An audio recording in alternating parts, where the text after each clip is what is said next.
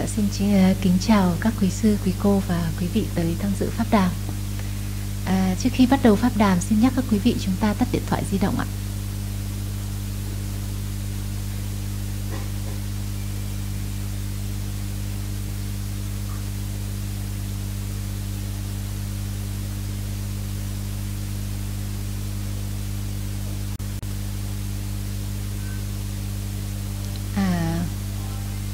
Các quý vị có câu hỏi xin giơ tay để cho bên ban tổ chức sẽ chuyển micro ạ.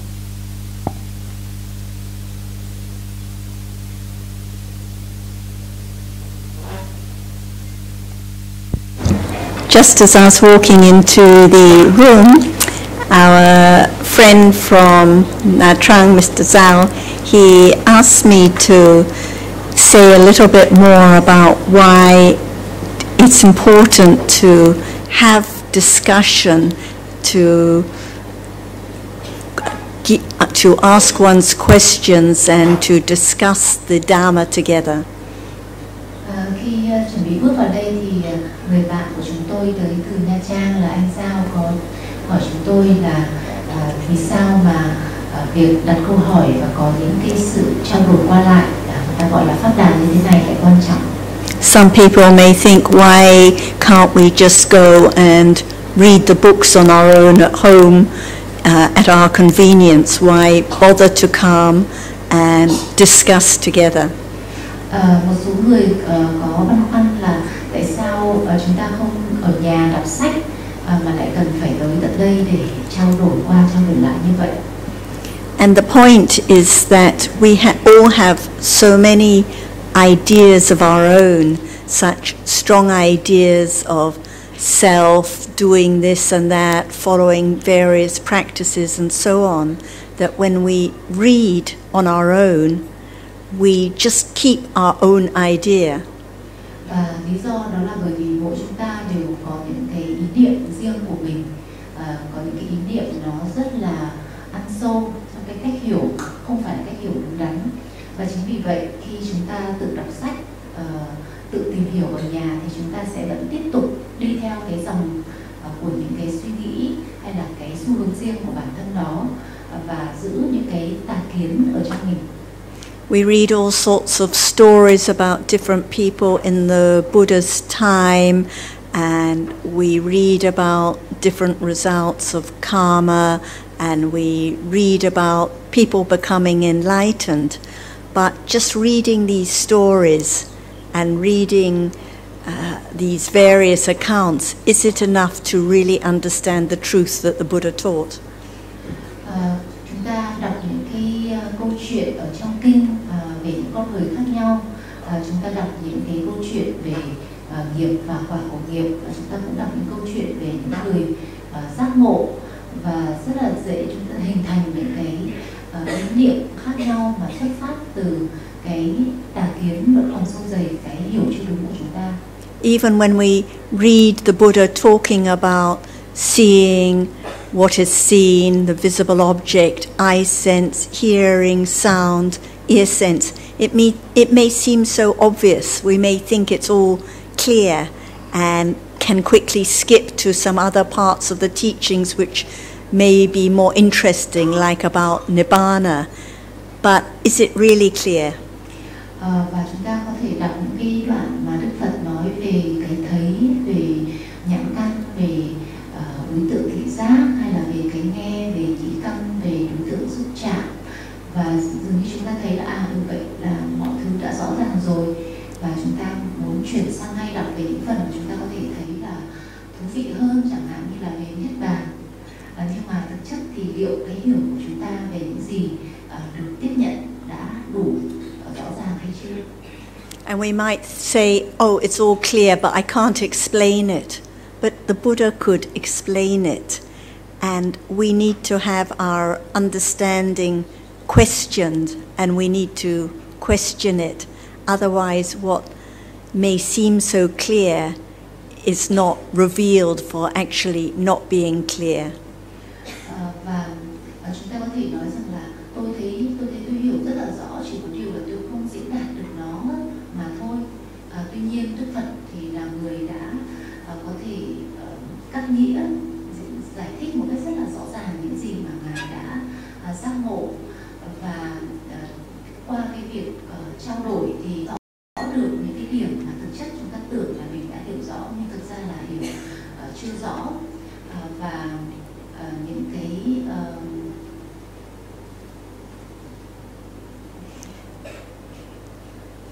So if no one ever asks us what is touched now, we have no idea that actually we don't know.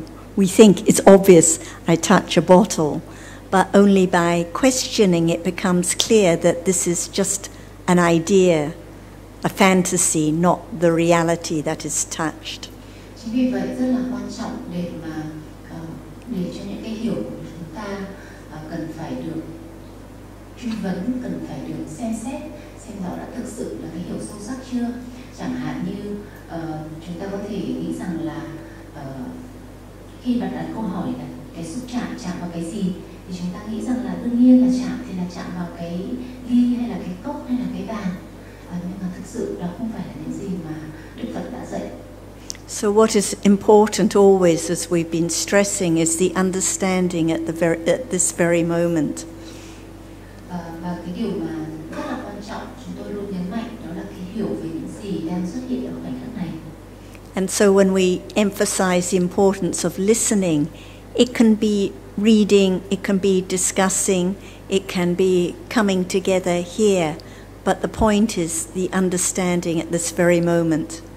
Và khi mà chúng tôi nói đến những cái duyên cho trí tuệ thì chúng tôi nói đến việc nghe pháp, và nó có thể là đọc sách, nó có thể là sự trao đổi, bàn bạc hay là những cái buổi pháp đàm như thế này, nhưng mà cái gốc chung của tất cả những thứ đó đó là hiểu về những gì đang xuất hiện một cách đúng đắn. So it's not a matter of how many times one meets a jhana, or how many books one reads, or whether one knows the Pali terms. It's a matter of the careful considering and understanding about the reality of life now.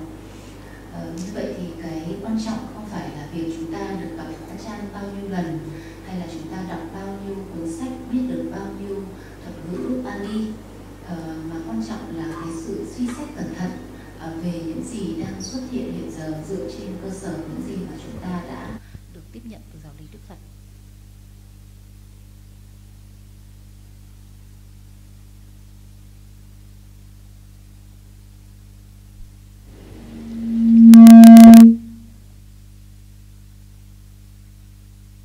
Xin mời chị ạ.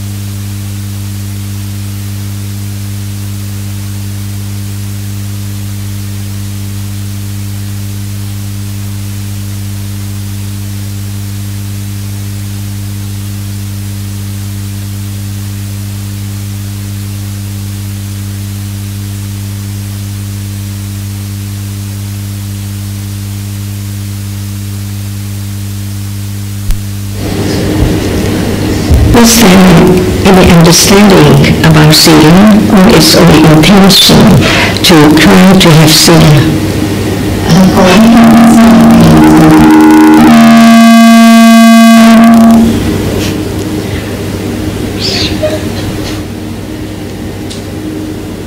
Có hiểu biết gì về giới không? Chỉ là muốn cố gắng để giữ giới mà thôi.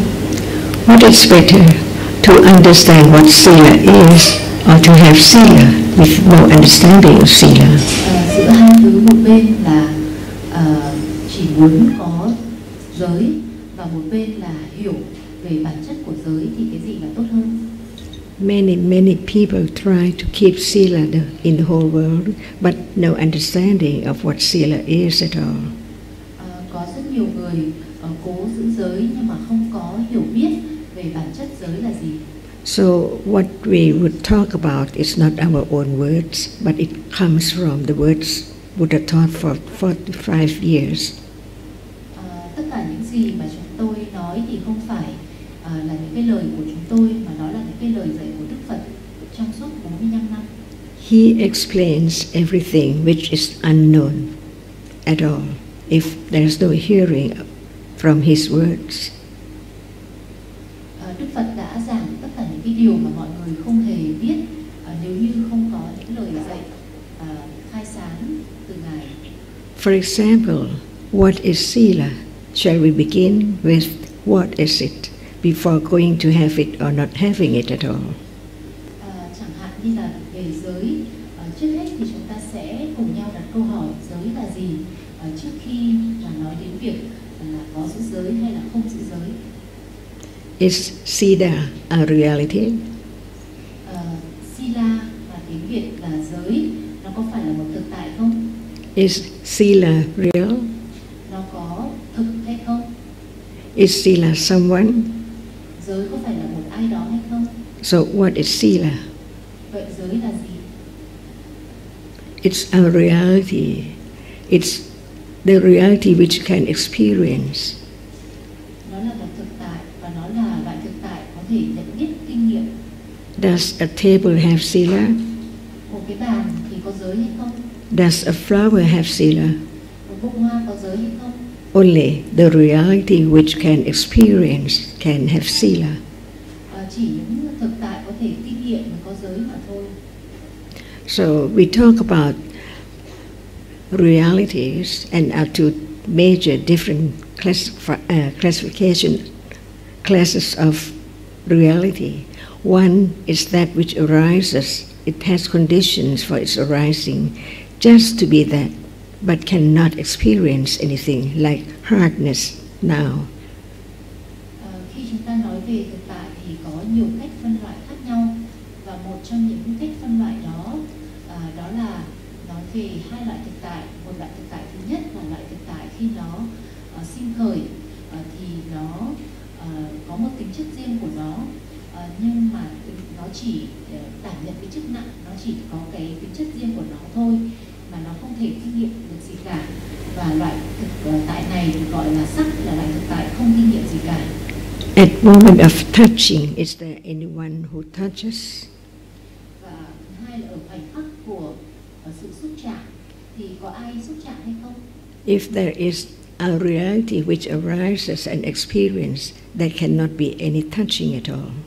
Nếu như không có loại thực tại sinh khởi và nhận biết kinh nghiệm thì sẽ không có sự xúc chạm nào diễn ra cả. So touching is a moment of experiencing that which is touched, whether it's hot or hard. Như vậy nói đến sự xúc chạm thì thực chất nó là một khoảnh khắc của thân thức, kinh nghiệm đối tượng xúc chạm. Nó có thể là nóng hoặc là cứng hoặc là mềm hoặc là lạnh, vân vân. No one there at all. Bản chất thì không có ai ở đó cả. That which is experienced is there because it has a reason by condition, and the moment of touching, it's a reality which experiences that which is there, hard. That's all. Và cái thân thức đó nó cũng là một pháp mà sinh khởi do duyên của nó, và nó sinh khởi và kinh nghiệm đối tượng của nó, chẳng hạn như là đặc tính cứng, và chỉ thế mà thôi, không có ai hay cái gì ở đó cả. No one touches, no one keeps sila, all are dhammas. Không có người nào xúc chạm, cũng như là không có một cái con người hay là tự ngã nào giữ giới. Otherwise, there wouldn't be any way to understand what Buddha said about all dhammas are anatta. Nếu không thì chúng ta sẽ không thể có cách nào hiểu được những lời dạy của Đức Phật rằng tất cả các pháp là vô ngã. Keep this in mind, otherwise it's not the word of the Buddha. Chúng ta hãy luôn luôn ghi nhớ điều ấy, nếu không thì đó sẽ không phải là lời dạy của Đức Phật. Whatever appears does not belong to anyone, it's conditioned, it arises and falls away. Bất cứ cái gì xuất hiện thì nó đã sinh khởi do duyên và nó không phải do ai đó tạo ra. Realities today continue from yesterday, from moment to moment to moment. Những thực tại của ngày hôm nay thì nó đã tiếp tục từ ngày hôm qua, từ khoảnh khắc này sang khoảnh khắc khác. And without today, there's nothing to continue to be tomorrow. Và nếu như không có ngày hôm nay thì không có gì để tiếp tục sang ngày mai cả. Each moment from birth to death by conditions. Và mỗi một cái khoảnh khắc từ khi chúng ta sinh ra cho tới khi chết đi đều tiếp nối nhau như vậy do những duyên tương ứng của chúng. But there is ignorance of everything which appears as something, taking it for people and things all the time from birth to death. Nhưng có sự vô minh mà cho rằng những thứ đó là có những con người và những vật này từ khoảnh khắc này đến khoảnh khắc kia, từ khi sinh ra cho tới khi chết đi. Until hearing the words of the Buddha and begin to understand clearly, little by little. Cho đến khi chúng ta được nghe giáo lý của Đức Phật và bắt đầu hiểu về những pháp đang xuất hiện từng chút một. If there is no question, we think that there are many people and many things here, but when there is question, is that people and is there a thing or a person in this room? Nếu như không đặt câu hỏi thì chúng ta sẽ luôn nghĩ là có những con người và những vật khác nhau. Nhưng nếu như chúng ta đặt câu hỏi là có một con người nào hay là thứ nào thực sự tồn tại ở đây không? So don't forget the first word, Dhamma is anatta. Vậy chúng ta đừng quên cái câu đầu tiên, đó là pháp. Pháp là vô ngã. And keep on considering, hearing again and again over this. Và chúng ta hãy luôn luôn ghi nhớ và suy xét về điều này, lặp đi lặp lại. So come back to sila. It's that which can experience, not that which cannot experience.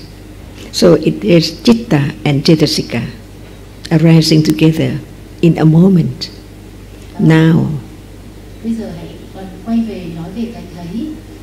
Cái thấy là thực tại kinh nghiệm, và đó chính là tâm cùng các tâm sở sinh khởi cùng nhau và kinh nghiệm đối tượng cùng nhau, và đó chính là điều đang diễn ra ở khoảnh khắc này. The new word in Pali, not in other language, not Thai or not Vietnamese, but it is Pali. Cetasika. Cetasika. Một thuật ngữ không phải là tiếng Thái hay là tiếng Việt, mà là tới từ tiếng Pali, đó là thuật ngữ Cetasika, dịch sang tiếng Việt là tâm sở. And another word, citta, in Pali. Và một từ khác trong tiếng Pali là chitta, tiếng Việt có nghĩa là tâm. Both are realities that can experience and they arise together. They condition each other to arise. Hai thực tại này là hai thực tại nhận biết, kinh nghiệm, chúng sinh khởi cùng nhau và chúng tạo duyên cho nhau. There is a citta now with many cetasikas arising. They arise together. Who knows? Hiện giờ đang có tâm và nó sinh khởi cùng với nhiều tâm sở khác. Thì có ai biết được điều ấy hay không? Having such understanding right now It is the beginning of understanding the virtue, the wisdom of the Buddha. Khi mà có được cái hiểu biết đó ngay khoảnh khắc này, đó là lúc mà chúng ta thấy được ơn đức của Đức Phật. Seeing now arises and falls away all the time. Cái thấy hiện giờ sinh khởi và diệt đi liên tiếp. And there are many cittas and cetasikas in between, seeing from this moment to another moment. Và có rất nhiều tâm và tâm sở khác sinh khởi và diệt đi, xen kẽ giữa những khoảnh khắc thấy này sang khoảnh khắc thấy khác. And this is the enlightenment of the Buddha. Và đó chính là những gì mà Đức Phật đã giác ngộ. So how can one know the Buddha better and better? It's from hearing, considering and understanding, not from doing anything at all. Làm thế nào để ta biết được Đức Phật ngày càng rõ hơn? Đó chính là từ việc tìm hiểu và suy xét về những gì Ngài đã dạy càng ngày càng kỹ càng và thấu đáo, chứ không phải từ việc làm một cái gì đó. And the difference between citta and cetasika, whenever it arises, it has to experience, the chief of experiencing an object now. Seeing, when we talk about seeing, it's that citta which arises to see.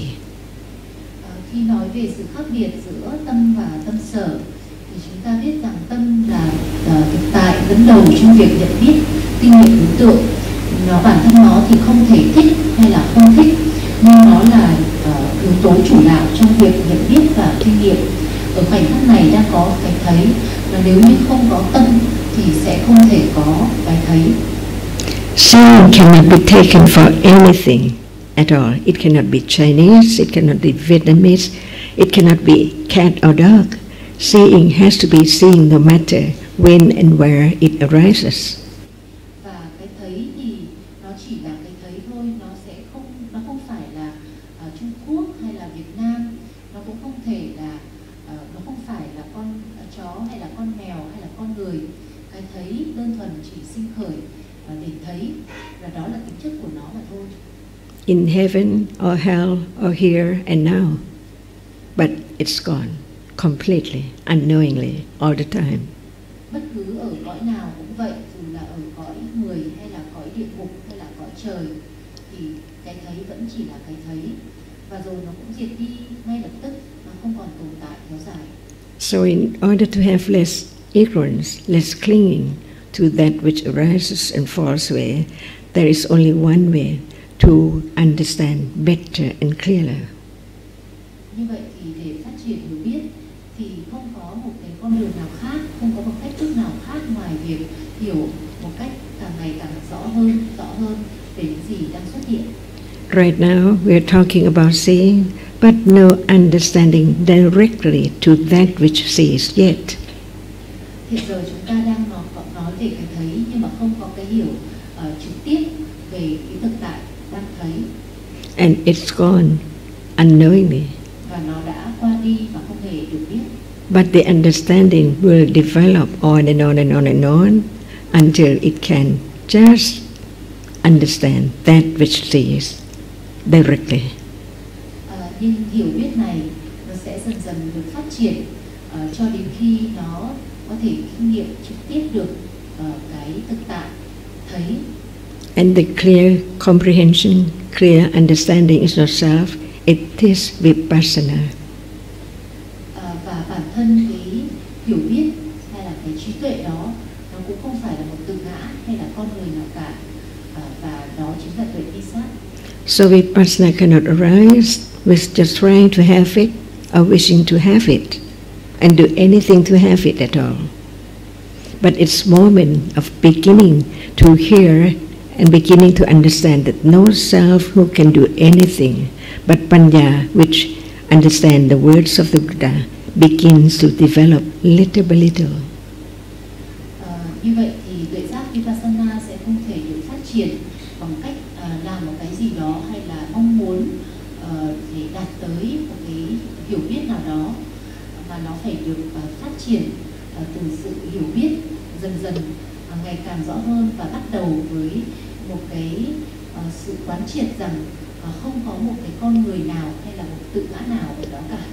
All dhammas are anatta, so no selection no special subject to focus on. Vì tất cả các pháp là vô ngã, cho nên thực chất thì không thể có một cái sự lựa chọn hay là một cái đề mục nào để lựa chọn. From the moment of understanding the teachings of the Buddha, one will know what is the word of the Buddha and what is not. Từ cái việc tìm hiểu và thông suốt giáo lý của Đức Phật thì chúng ta sẽ tự biết được đâu là lời dạy của Đức Phật và đâu không phải là lời dạy của Ngài. Many people observe sila in many countries, but is there any understanding of what sila is? Ở rất là nhiều nơi trên thế giới, trong các nước khác nhau thì mọi người nói về giới, nhưng liệu có cái hiểu giới là gì hay không?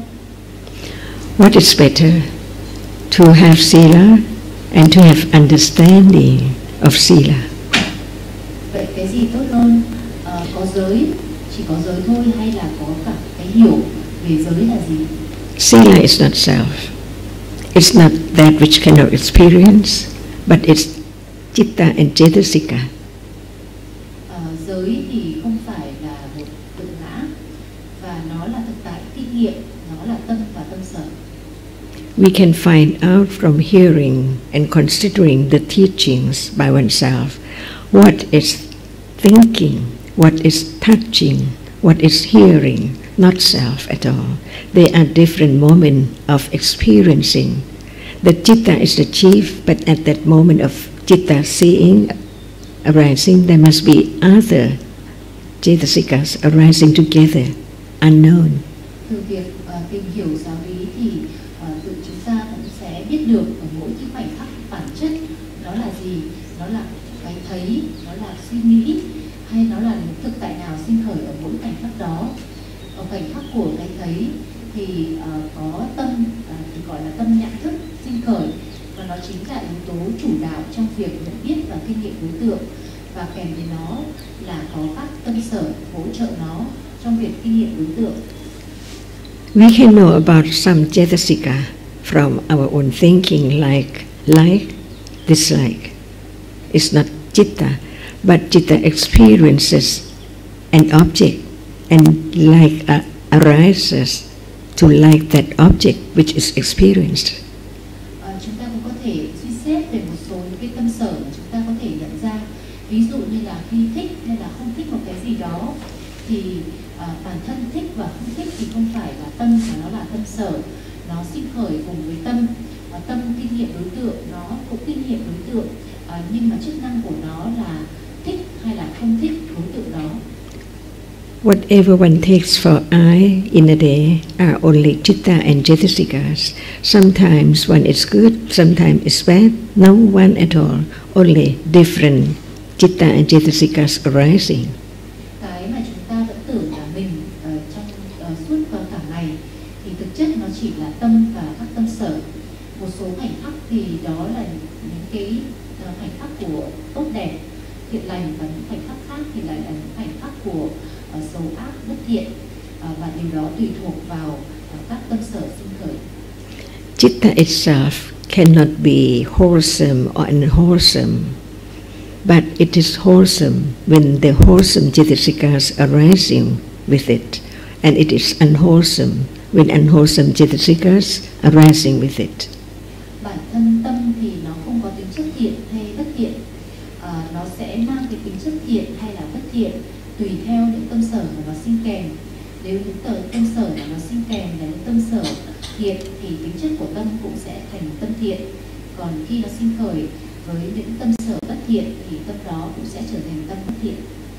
And the best moments in life are the moments of understanding what appears now. Và cái khoảnh khắc tuyệt vời nhất của cuộc đời đó là khoảnh khắc hiểu được cái đang xuất hiện hiện giờ. For example, what is ignorance? Is there ignorance? Chẳng hạn vô minh là gì? Hiện giờ có vô minh không? When does it arise? Khi nào nó sinh khởi? If citta does not experience anything, can it arise? Nếu như tâm không kinh nghiệm gì cả thì liệu But when citta experiences like seeing now, ignorance is there, no understanding of seeing. Nhưng khi tâm sinh khởi, chẳng hạn như là có cái thấy, thì tâm sinh khởi và không biết được bản chất của cái thấy, thì lúc đó cũng có tâm sở vô minh hay tâm sở si sinh kèm với nó. So ignorance is not I, it's not anyone, it cannot understand the object which is experienced. Như vậy thì si hay là vô minh thì không phải là tôi, không phải là bất cứ một con người nào, mà nó chỉ là thực tại, không nhận, không biết, không hiểu về những gì đang diễn ra. And what is opposite of ignorance? Right understanding. Và thực tại đối lập với vô minh hay là si, đó chính là trí tuệ. But one can see that how much understanding and how much ignorance are there. Nhưng ta có thể thấy được có chừng nào bất thiện và có chừng nào vô minh đang tồn tại. And what is ignorant? What is ignorance? Vô minh là gì? Hay si là gì? More precise. Not self, but what is it? Nó là vô ngã, nhưng mà nó là thực tại nào? Doubt. Ở khoảnh khắc này đang khi mà phân vân không rõ nó là gì thì có sự hoài nghi, đúng không? Or begin to citta is the faculty, the chief of experiencing the object. But like or dislike, remembering or other things are cetasikas. That's why they're all together.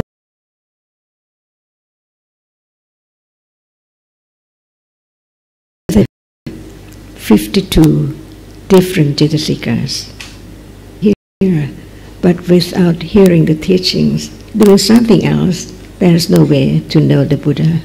It can be a moment of understanding, even the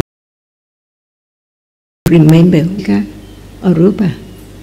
Như vậy trong cuộc sống hàng ngày của chúng ta có những cái khoảnh khắc mà mình sẽ nhớ về những gì đã từng được nghe. Có lúc nó chỉ là những cái tên thôi, chẳng hạn như cái này nó là tâm sở hay nó là thực tại nào? So can sila be rupa? Vậy thì giới có thể là sắc không? Can sila be citta? Giới có thể là tâm không? So what is sila? Cetasika. But cetasika, which is sila, arise with citta. So citta at that moment is also wholesome by way of sila, not by way of giving. Vậy thì giới thì không phải là sắc, và giới cũng không phải là tâm, mà là tâm sở. Nó sinh kèm với tâm. Như vậy thì ở cái khoảnh khắc của sự giữ giới thì khi ấy tâm là thiện, nhưng nó là thiện bởi cái tính chất của tâm sở sinh kèm với nó, chứ không phải bởi cái hành động bề ngoài. So in the absolute sense, sila is the manners of citta and cetasika by the way they arise. Như vậy thì nói về mặt bản chất thì giới chính là cái hành xử của tâm, cái cách thức, về cái tính chất của tâm khi mà nó sinh kèm, cách tính chất của tâm sở khi mà nó sinh kèm với tâm. At moment of to be jealous at that moment, no one there, but akusala cetasika arising with citta. So it is akusala sila. Jealousy. Ở khoảnh khắc của sự ghen tị thì ở khoảnh khắc đó cũng không phải là ai cả, nhưng nó là bất thiện, và sở dĩ nó bất thiện đó là bởi tâm sở sinh kèm với nó là những tâm sở bất thiện. For the person who still have kilesa defilements, there are sometimes akusala sila and sometimes kusala sila. But for arahata, no more kusala and akusala. What they do in a day must be only apayakata sila. It cannot condition result anymore. Đối với tất cả những cái người mà chưa phải là bậc A-la-hán thì những cái tâm sinh khởi trong ngày có lúc sẽ là những tâm thiện, có lúc sẽ là những tâm bất thiện. Còn đối với một vị A-la-hán thì không còn có bất thiện hay là thiện sinh khởi nữa. Khi ấy tất cả những gì sinh khởi đều là vô ký, hay ta cũng còn gọi là duy tác. Và giới đối với vị A-la-hán thì được gọi là vô ký giới. At this moment of understanding the teachings, is that sila? Ở khoảnh khắc có cái hiểu về giáo lý thì đó có phải là giới không? We can say that any moment citta is wholesome, it is sila. So sila is not that which one should count how many, 5 or 8, but anytime citta is kusala, it is kusala sila. So at this moment of understanding, it's the best sila of all. Giới thì có được phân là thiện giới và ác giới, và nó tùy thuộc vào tâm. Mỗi khoảnh khắc tâm là thiện thì khi đó có thiện giới, và chính vì vậy ở khoảnh khắc của hiểu biết thì đó là loại thiện giới tốt đẹp nhất. Và vì mỗi khoảnh khắc của tâm là thiện thì khi đó có giới, nên là chúng ta không cần phải đếm là có bao nhiêu giới, có 5 giới hay là 8 giới hay là bao nhiêu giới. What number is understanding Dhamma now as sila? Cái khoảnh khắc của hiểu về giáo pháp hiện giờ thì là loại giới nào, giới thứ mấy? Kama vajra sila. As citta now is kama vajra citta. Chúng ta chỉ có thể nói đó là thiện pháp dục giới, thiện dục giới mà thôi. Ở cái khoảnh khắc của hiểu biết thì đó được gọi là tâm thiện dục giới. When there's understanding develops, understanding can know more and more and more about what is what. Khi trí tuệ đã được phát triển lên thì trí tuệ sẽ phân biệt được rõ ràng hơn. So by observing 5 sila or 8 or 10 without understanding, and the moment of understanding, what is better?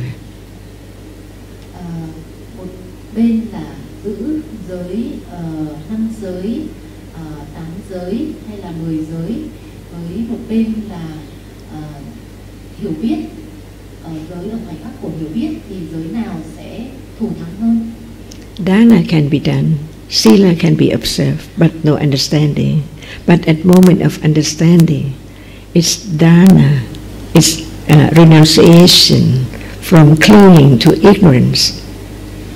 Có thể có việc bố thí, có thể có việc giữ giới, và những việc đó cũng có thể diễn ra mà không có hiểu biết. Còn ở khoảnh khắc của hiểu biết thì có sự bố thí và cũng có sự xuất gia. When one gives away thing, it's only at that moment citta is just be able to give away thing, but what about the idea of I? It's still there. Chẳng hạn khi nói đến bố thí thì ở khoảnh khắc của bố thí tâm lúc đó sẵn sàng xả bỏ những cái mình có. Tuy nhiên nó có sẵn sàng từ bỏ cái ý niệm về tôi không? But at the moment of understanding the teachings, it is giving away, renounce the clinging to that which appears, which is you to be taken for self. Nhưng ở khoảnh khắc của hiểu biết thì khi đó có sự từ bỏ những cái gì vốn vẫn được chấp tưởng là một tự ngã. And between giving things away and renounce the akusala, there is the other word jaka, which is not giving away only things, but giving away stinginess and unwholesomeness. Jaka. Và như vậy thì có một cái thuật ngữ để nói đến cái việc không phải chỉ là từ bỏ những cái đồ vật hay là những thứ khác, mà từ bỏ cái ý niệm về ngã, và đó gọi là chaka. So we will talk about the Buddha's word that we study, not our own word. Ở đây chúng ta đều đang nói về cái thuật ngữ, những cái từ mà Đức Phật đã sử dụng, chứ không phải là những cái từ mà chúng ta tự nghĩ ra.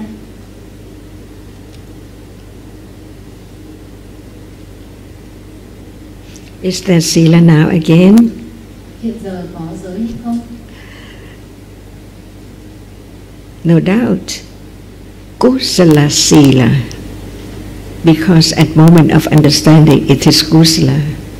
Ở khoảnh khắc của hiểu biết thì đó chính là thiện giới. Instead of remember the number, just understand kusala sila, wholesome moment of chitta, akusala sila. At that moment no one, but it's chitta and cetasikas which are akusala. But apayagata sila, another is just for arahata. Thay cho việc đếm là con số thì chúng ta hãy nhớ đến một cái gốc căn bản của giới, đó là cái tính chất của tâm, nó là thiện hay là nó là bất thiện. Và vì giới cũng có thể được chia làm ba là thiện giới, ác giới và vô ký giới. Thiện giới là tất cả những cái khoảnh khắc của tâm thiện sinh khởi, ác giới là những khoảnh khắc của bất thiện, còn vô ký giới đó là những khoảnh khắc sinh khởi với tâm sở tịnh hảo của bậc A La Hán. When there is not enough studying, one takes some here and some word there, like sila, samadhi, and panya. But what about each one? Khi mà hiểu biết không đầy đủ thì chúng ta cũng sẽ góp nhặt những cái từ ở chỗ khác nhau, chẳng hạn như là giới, định, tuệ. Nhưng mà cái hiểu của chúng ta về từng từ đó thì như thế nào? Some might think or say, without sila, samadhi, there cannot be panya. But no understanding about sila and samadhi and panya. What kind of sila can bring about the understanding of the path leading to the eradication of unwholesomeness? Mọi người có thể nói rằng nếu như không có giới, không có định thì sẽ không có tuệ. Nhưng nếu như không có cái hiểu về giới thì liệu giới ấy có thể dẫn đến cái con đường tận diệt dòng sinh tử luân hồi hay không? Can just observing sila without any understanding, can it condition understanding the path leading to enlightenment? Nếu như chỉ giữ giới mà không có hiểu biết thì liệu có thể có dẫn đến cái sự hiểu biết mà đưa tới con đường thoát khỏi sự gọi là tận diệt phiền não hay không?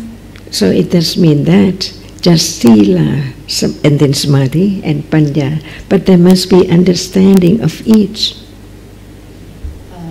Như vậy không chỉ đơn thuần nói giới định tuệ mà cần phải có hiểu biết kỹ càng về từng từ một. At each moment of understanding, it is sila with panya, not just 5 sila without panya. Ở mỗi khoảnh khắc của hiểu biết đúng thì khi đó có giới với trí tuệ, chứ không phải chỉ là 5 giới mà không có hiểu biết. And one cetasika, which is one pointedness, arises with each chitta, and that is samadhi. Và có một tâm sở nữa, nó sinh kèm với mỗi một khoảnh khắc của tâm, đó là tâm sở nhất tâm, ekagata. So there are two different kinds of kusala. Và đó chính là samadhi. One without panya and the other with panya. Và tâm đó là samadhi, có nghĩa là định, và có hai loại tâm sở, những loại có những tâm sở thiện thì sinh kèm với trí, và có những tâm sở thiện thì không sinh kèm với trí.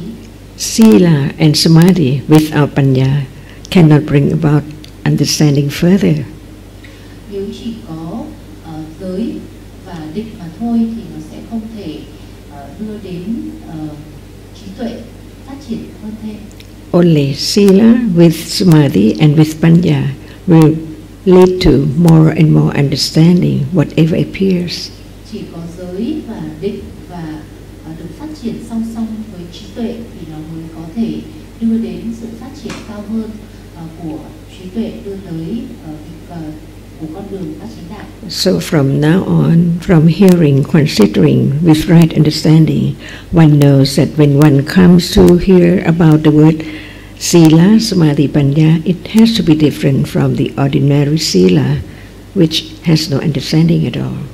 Như vậy thì từ việc được nghe về những điều như thế này thì chúng ta sẽ biết rằng tới đây khi mà nói đến giới hay là định tuệ nó sẽ khác với cả trước đây khi chúng ta nghe về giới định tuệ mà không có hiểu biết về chúng.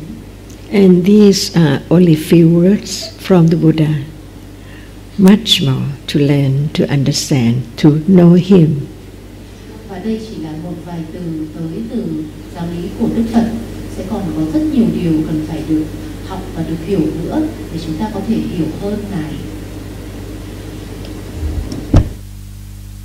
So we've learned that Sila refers to the behavior of jittas. Như vậy thì chúng ta đã hiểu rõ hơn là khi nói đến giới là nói đến cái hành xử của tâm. Jittas may be wholesome or unwholesome, or they may be resultant, or they may be functional kiriya. But we are talking specifically about those that are wholesome or unwholesome. Tâm thì có thể thuộc một trong 4 chủng loại. Nó có thể là quả, nó có thể là thiện, nó có thể là bất thiện, hoặc là vô ký hay còn gọi là duy tác. Nhưng ở đây khi nói đến hành xử của tâm là chúng ta đang nói đến những tâm là thiện hoặc bất thiện. So if Sila refers to the wholesome or unwholesome jittas, what does it mean to talk about keeping Sila?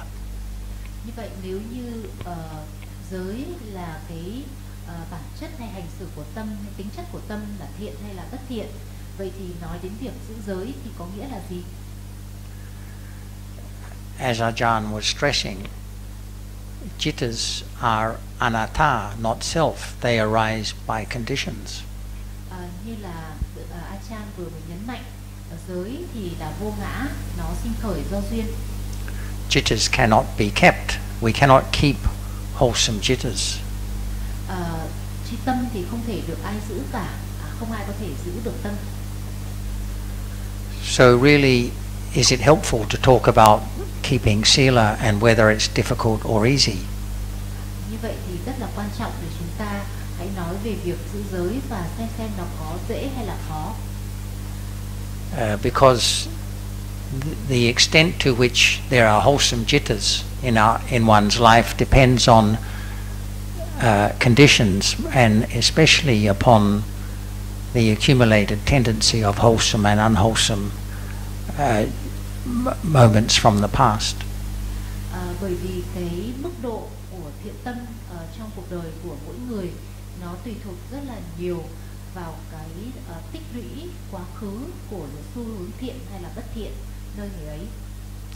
And perhaps it's a bit like having the idea of a practice of some kind.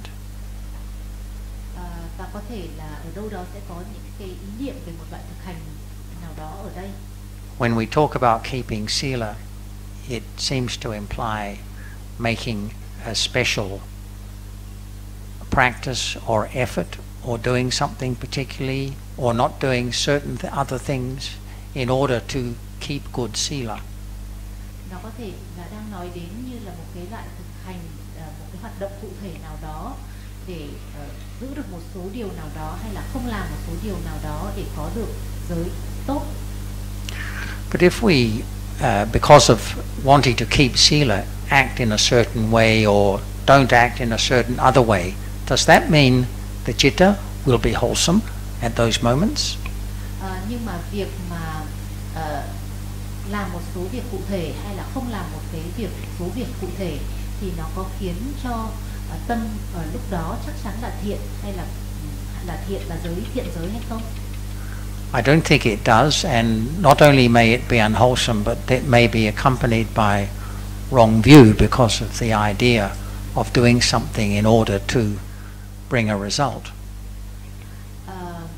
Tôi nghĩ rằng là ở những cái khoảnh khắc đó thì chưa chắc đó đã là thiện, bởi vì nếu như nó sinh kèm với cái ý nghĩ là tôi làm điều này để đưa tới một số cái kết quả nhất định.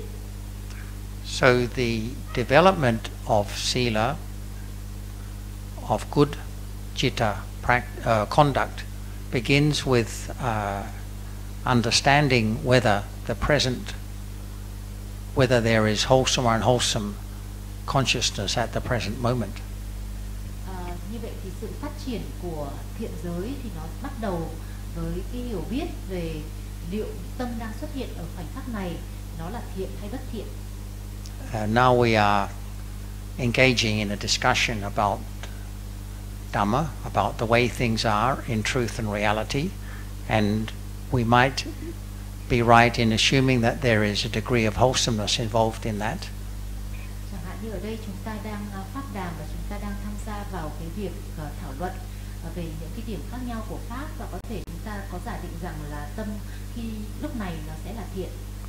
But even so, it doesn't mean that all the jittas arising at the present moment are wholesome ones, because we may also be thinking about other things, about something that happened yesterday or what we're going to have for lunch today.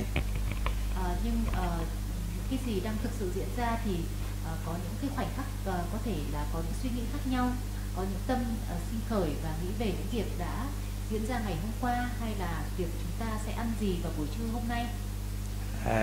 In order to develop wholesomeness, it's necessary to be very true to oneself as to what is the nature of the present moment reality. Để có thể phát triển được cái thiện pháp và hiểu biết thì cần phải có sự trung thực với bản thân để biết được cái tính chất của tâm ở khoảnh khắc này là gì. There is no point in wishing that there be more wholesomeness than there actually is at the present moment. Sẽ không có ích lợi nếu như chúng ta chỉ mong là có thêm thiện pháp ở khoảnh khắc này, trong khi thực tế thì lại không phải như vậy. Finally, just a few words about a certain kind of wholesome jitta that is sometimes mentioned, and these are right speech, right action, and right livelihood. Và tôi cũng muốn nói thêm một vài cái một chút về những tâm sở mà được gọi là những cái tâm sở giới phần, đó là các tâm sở chánh mạng, chánh ngữ, chánh nghiệp, chánh mạng. And they refer to the abstinence from wrong speech, wrong action, wrong livelihood. Và những tâm sở này thì là để chỉ tới cái việc tiết chế khỏi những cái lời nói sai trái, những cái việc làm sai trái, hay là việc nuôi mạng sai trái. Is there right speech, right action, right livelihood at the present moment? Ở khoảnh khắc này có chánh ngữ, chánh nghiệp, chánh mạng hay không? Only if there is restraint from wrong speech, wrong action, wrong livelihood. So the answer is probably not. Bởi vì những cái tâm sở này nó chỉ sinh khởi khi mà có một cái sự tiết chế khỏi một cái hành động ngược lại, tức là những cái lời nói sai trái, hay là việc làm sai trái, hay nuôi mạng sai trái, nên là có thể ở khoảnh khắc này những tâm sở đó đang không sinh khởi. Because if there's no inclination to speak harshly, for example, there cannot be restraint from harsh speech at that moment. Ví dụ như là hiện giờ nếu như không có một cái xu hướng là sẽ nói những cái lời thô ác, thì cũng sẽ không có tâm sở tiết chế sinh khởi để ngăn ngừa việc nói những lời thô ác. Again, if there is the inclination to speak harshly and one restrains from doing so, it may or may not be a wholesome jitta that ceases from the harsh speech. It depends on the circumstances. Và thêm nữa, nếu như ở thời điểm này khi mà có cái ý định nói lời thô ác, nhưng mà sau đó thì có cái sự tiết chế khỏi nói lời thô ác đó, thì cũng không nhất thiết là điều đó được thúc đẩy bởi một cái tâm thiện, mà nó có thể có những cái lý do khác nhau. There could be the idea of me wanting to keep sila and therefore not wanting to say something that may sound harsh, for example. Cũng có thể là có một cái nó thúc đẩy bởi ý niệm là tôi muốn giữ giới, không nói lời thô ác, cho nên vì vậy tôi sẽ không nói lời thô ác. So back to the original question about the difficulty of keeping sila. Is wholesome mental state difficult or easy or neither, but just not very common? Quay trở lại với cái câu hỏi ban đầu về giới, thì câu hỏi đặt ra ở đây là việc có những cái khoảnh khắc của tâm thiện nó là dễ, nó là khó, hay là nó không dễ không khó? It is what it is, and the task at hand, as Ajahn explained, is the understanding of what is real at the present moment.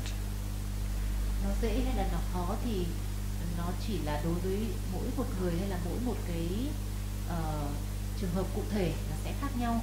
Nhưng mà hãy nhớ lại những điều mà Ajahn đã nói, đó là cái nhiệm vụ của chúng ta đó là hiểu về cái đang xuất hiện một cách đúng đắn.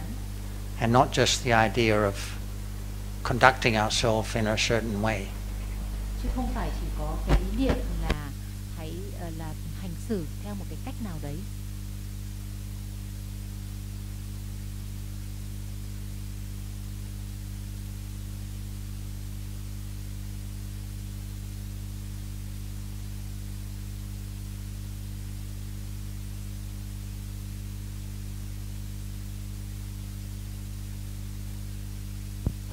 Now, if there's thinking about not having a smoothie in the afternoon, or whether they're thinking about having a smoothie, actually it's thinking, akusala thinking. So it's akusala sila at that moment of thinking about the smoothie or thinking about not having the smoothie, because there's no generosity, there's no understanding at that moment. Bây giờ quay trở về với cái việc có nên uống smoothies hay không vào buổi chiều, thì ở cái khoảnh khắc mà nghĩ đến việc có nên dùng smoothie hay không, thì khi đó tâm là bất thiện, khi đó không có sự quảng đại. And when the time comes this afternoon, maybe one thinks that one won't have the smoothie, but then someone offers a smoothie and one takes it anyway. So whatever one plans, whatever kind of chitta arises, depends on conditions, not on my decision or control. Và dù là ta có nghĩ rằng là thôi buổi chiều mình sẽ không có dùng smoothies, thì đến buổi chiều có ai đó cho mình một ly, thì có thể lúc đó là lại có cái quyết định ngược lại và dùng cái smoothies đó. Như vậy thì cái việc cụ thể ở cái khoảnh khắc đó có sự tiết chế hay không, thì nó không thuộc về cái kiểm soát của một ai đó. Nhưng cái khoảnh khắc mà nghĩ đến cái việc sẽ không dùng smoothie, đó không phải là khoảnh khắc của dự giới, đấy chính là điểm ý mà mình nói. So each moment of thinking, each chitta depends on conditions, not on one's decision or not on one's control at all. Cần phải hiểu là những cái khoảnh khắc nào diễn ra thì cái sinh khởi thì nó không phải là do cái quyết định của một ai đó hay là cái quyền soát của một ai đó. Like Jonathan mentioned, many people may think now they're keeping so many sila, so many precepts, like they think, oh, now I'm not killing, so I'm keeping that precept. But there's no thought or opportunity to kill now anyway, no need to think about it. So there's not keeping anything at this moment. Như vừa rồi ông đã nói, đó là nhiều người nghĩ rằng là bây giờ tôi không làm cái việc sát sinh gì cả, như vậy thì tôi đang có giới sát sinh, với tránh sát sinh. Tuy nhiên nếu như không có cái cơ hội cho việc sát sinh khởi, thì cũng không có cái tâm sở tiết chế sinh khởi để làm cái công việc là ngăn ngừa hay là tránh xa sự sát sinh, cho nên là không thể nói là ở khoảnh khắc đó có giới tránh sát sinh. But when the time comes when a mosquito lands on one's arm and one may have a thought of hurting it, but one just wipes it aside, so there can be kusala chitta, kusala sila at that moment, which abstains from harming. Nhưng nếu giả dụ như hiện giờ có một con muỗi tới và chúng ta có thể thấy khó chịu và nghĩ đến việc là tiêu diệt nó, thế nhưng lại có sinh khởi một cái ý nghĩ khác, tránh xa, muốn tiết chế cái việc làm sai trái đó, thì ở một khoảnh khắc đó có sự giữ giới, tránh xa sự sát sinh. Or one may just one might wipe it aside with annoyance. Go away, mosquito, you're disturbing me. So at that moment of being annoyed or disturbed, is it kusala sila? Because one doesn't hurt it. Actually, it's akusala sila at that moment, because it's still thinking with dosa, thinking with annoyance at that moment. Ở cái khoảnh khắc đó cũng có thể có cái sự khó chịu, và mặc dù là không giết con muỗi nhưng mà cũng lấy tay gạt nó đi để cảm thấy thoải mái hơn. Thì lúc đó về mặt bản chất thì cũng không có giới tránh sự sát sinh, và bởi vì tâm khi đó nó là bất thiện, nó vẫn là tâm sân. Just like if someone gets, as Jonathan mentioned, if someone gets cross with us and maybe we keep quiet so we think it's kusala sila, but if we keep quiet with resentment or annoyance, it's akusala sila still. Ví dụ như là ai đó có thể ta và chúng ta thấy trong lòng rất là khó chịu nhưng mà chúng ta không nói gì cả, thì thực chất cũng không phải là việc giữ giới, bởi vì ở khoảnh khắc đó tâm là bất thiện nên nó vẫn là ác giới. So like we were talking about being honest yesterday, it comes back to this moment, understanding now whether it's kusala sila or akusala sila at this very moment. Như là chúng ta đã vẫn nói, với tất cả để quay trở về với cái sự trung thực với khoảnh khắc này. Khoảnh khắc này tâm là thiện hay tâm là bất thiện. As the Jan mentioned, when there's listening now with understanding at that moment, it's kusala sila, high kind of kusala sila, because there is understanding at that very moment. Như là Trang đã nói, ở khoảnh khắc có hiểu biết thì ở khoảnh khắc đó nó là một cái mức độ giới cao thượng, bởi vì nó sinh kèm với trí tuệ, với hiểu biết đúng.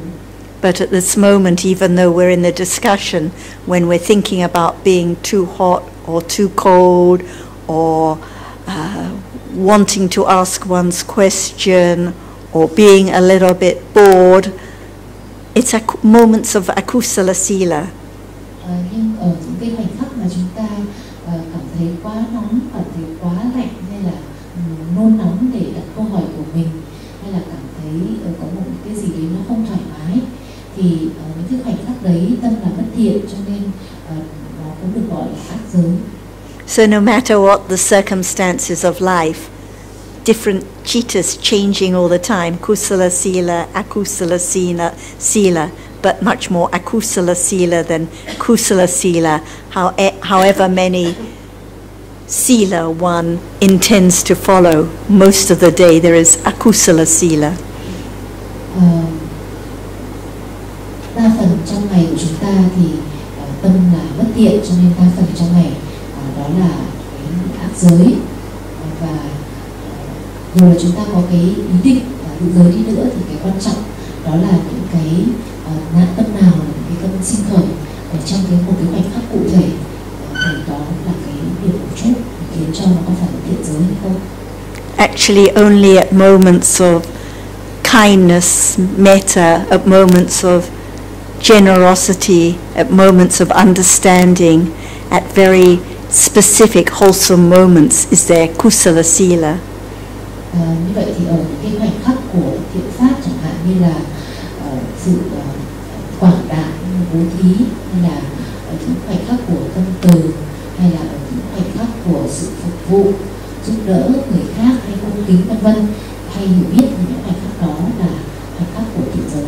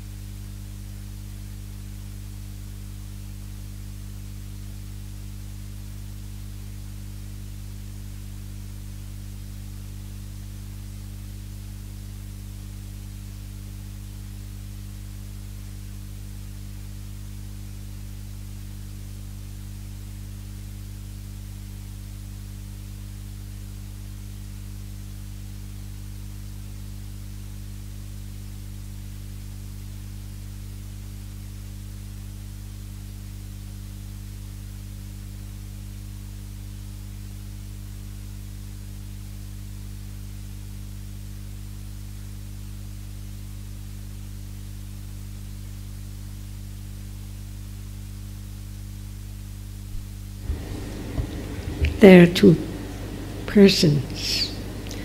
One kills and the other does not kill. Do we have to ask whether you observe sila or not? Có hai người, một người thì sát sinh và một người không sát sinh. Liệu chúng ta có cần hỏi là bạn có giữ giới hay không? Because only a moment when it arises and think that I will not kill, it's just a moment, and the other moment is not that. Và ở cái khoảnh khắc mà nó sinh khởi cái suy nghĩ là tôi sẽ không giết, tôi sẽ không sát sinh, đó là một khoảnh khắc, và còn những khoảnh khắc khác nữa. So thinking of not killing is not the same moment of not killing. Như vậy nghĩ đến việc không sát sinh không phải cùng khoảnh khắc với cái khoảnh khắc tiết chế khỏi việc sát sinh. Because thinking of not killing and then there can be killing. Đôi khi có những người nghĩ rằng là mình sẽ không sát sinh, nhưng mà đến lúc cụ thể thì lại sát sinh. So sila does not stay long at all. It's just the moment of thinking and doing. Như vậy giới không phải là một cái thứ mà nó kéo dài, mà nó chỉ là một cái khoảnh khắc cụ thể với một việc làm cụ thể. At moment of not killing, how many sila? Ở khoảnh khắc tiết chế khỏi việc sát sinh, ở khoảnh khắc đó có bao nhiêu giới? Just one sila. See? Ở khoảnh khắc đó chỉ có một giới mà thôi. And one knows that there are many different moments of akusala. For example, when one sees just a dust, is kusala chitta or akusala chitta which does not like it? Dust? Yes, just very small thing. Ví dụ như là khi mà nhìn thấy một hạt bụi và ta không thích cái hạt bụi đó, thì khi đó là thiện giới hay là ác giới? It is not as great or big as when you see the person you does not like at all. You do not like at all. To see a dust and to see the one you do not like is different. Cái sự khó chịu đó nó không giống như là khi mà mình nhìn thấy một cái người mà mình không ưa. Very, very little akusala and very strong akusala. Ở trường hợp của cái hạt bụi thì cái mức độ của bất thiện nó rất là ít ỏi. Còn cái trường hợp mà cái sự bất thiện khó chịu khi nhìn thấy một người không ưa, thì khi đó cái mức độ của bất thiện nó lớn hơn. So Buddha just say that the strong kilesa, strong hatred can condition killing. Và Đức Phật nói rằng là những cái mức độ của bất thiện mạnh mẽ thì nó sẽ làm duyên cho sự sát sinh. No one can stop dislike to arise, but can stop killing. Không ai có thể ngăn ngừa việc là có cái sự khó chịu, bực bội sinh khởi, nhưng mà có thể ngăn ngừa sự sát sinh. That's why Buddha tells us about different degrees of akusala and what should not be done. Chính vì vậy Đức Phật đã giảng về những cái mức độ của bất thiện khác nhau và những cái việc mà nên làm hay là những việc nào không nên làm. Because it's the karma which will bring result later. Bởi vì tất cả những cái đó đều là sẽ làm nghiệp và đưa tới quả về sau. He didn't say don't do this because no one can stop the others to do this or that. But he told us about every degree of akusala. Đức Phật không nói là đừng có làm việc ấy, bởi vì không ai có thể khiến cho người khác không làm một cái việc nào đó. Nhưng mà Đức Phật đã thuyết giảng về những cái mức độ bất thiện khác nhau. So he talked about the high degree of akusala which can bring the killing, stealing, so on. Và Đức Phật đã giảng về những cái mức độ bất thiện mà nó dẫn tới những cái việc mà như là sát sinh, trộm cắp, tà dâm, nói dối và uống rượu và các chất say. Which is so dangerous because it harms the other and it will condition the chitta, which is the result of that karma. Và bởi vì những cái bất thiện đó thì nó nguy hiểm và nó làm tổn hại đến những người khác và nó sẽ đưa tới những cái kết quả của cái nghiệp đó. And right understanding will abstain from killing, stealing, so forth. Và cái hiểu biết đúng thì nó sẽ ngăn ngừa hay là nó sẽ tiết chế khỏi những việc phạm vào những cái loại bất thiện ở mức độ đó như là sát sinh, trộm cắp, tà dâm, vân vân. All dhammas are anatta. No one can stop to arise at all. Tất cả và không thể nào có thể ngăn không cho bất thiện sinh khởi. The person who thinks that I'll not kill can kill because of there is still akusala. Chừng nào một người mà vẫn còn những xu hướng của bất thiện thì dù họ nghĩ rằng là tôi sẽ không sát sinh, nhưng mà có thể họ sẽ vẫn sát sinh. That's why there is breaking the rules for lay people and for monks. Chính vì vậy có những cái sự việc phạm giới đã xảy ra đối với cả những người cư sĩ cũng như là với những vị tỳ kheo. Because of not enough understanding. Và lý do là do cái mức độ hiểu biết chưa đủ. So who will never break the 5 sila at all? Và ai là người sẽ không còn bao giờ phạm vào ngũ giới nữa? The one who has understanding at the degree of enlightenment of the first stage. Đó là bậc thánh dự lưu, người đã đạt mức đầu tiên của giác ngộ. Which can be by having more and more understanding only. Và sở dĩ điều ấy có thể xảy ra là bởi cái mức độ phát triển hiểu biết đã tăng dần hơn lên.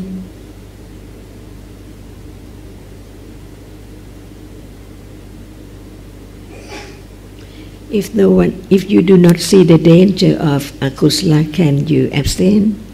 Nếu như bạn không thấy được cái hiểm họa của bất thiện thì bạn có thể tiết chế là không làm những việc bất thiện hay không?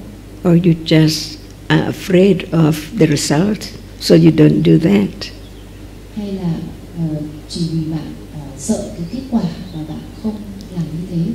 But how can you be sure that you will never do that again at all? Và làm thế nào để bạn có thể chắc chắn là bạn sẽ không bao giờ phạm vào những giới ấy? It just depends on panya, which understand better and better, clearly and clear. Điều ấy không có điều chỉ phụ thuộc vào cái trí tuệ mà dần dần được phát triển lên thêm. So the one who has panya have good sila, wholesome sila. Chính vì vậy người có trí thì cũng sẽ có nhiều có giới và có những cái thiện giới, nhiều thiện giới hơn. Thực ra không phải là ai chăng việc giữ ngũ giới thì nó là đương nhiên rồi, hay là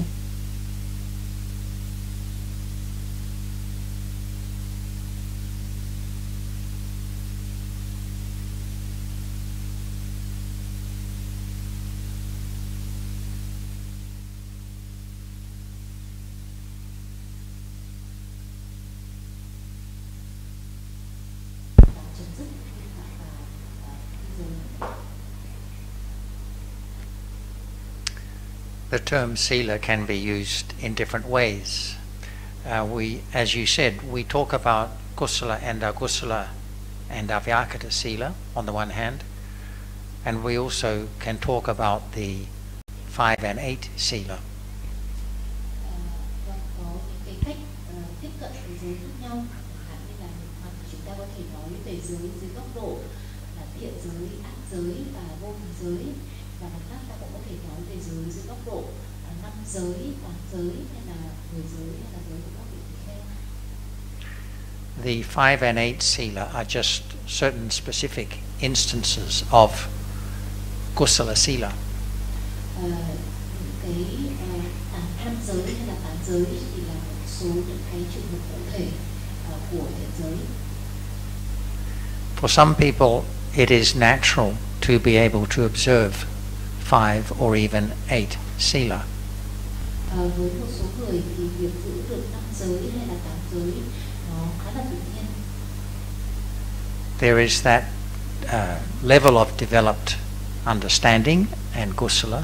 That means that life can be lived naturally without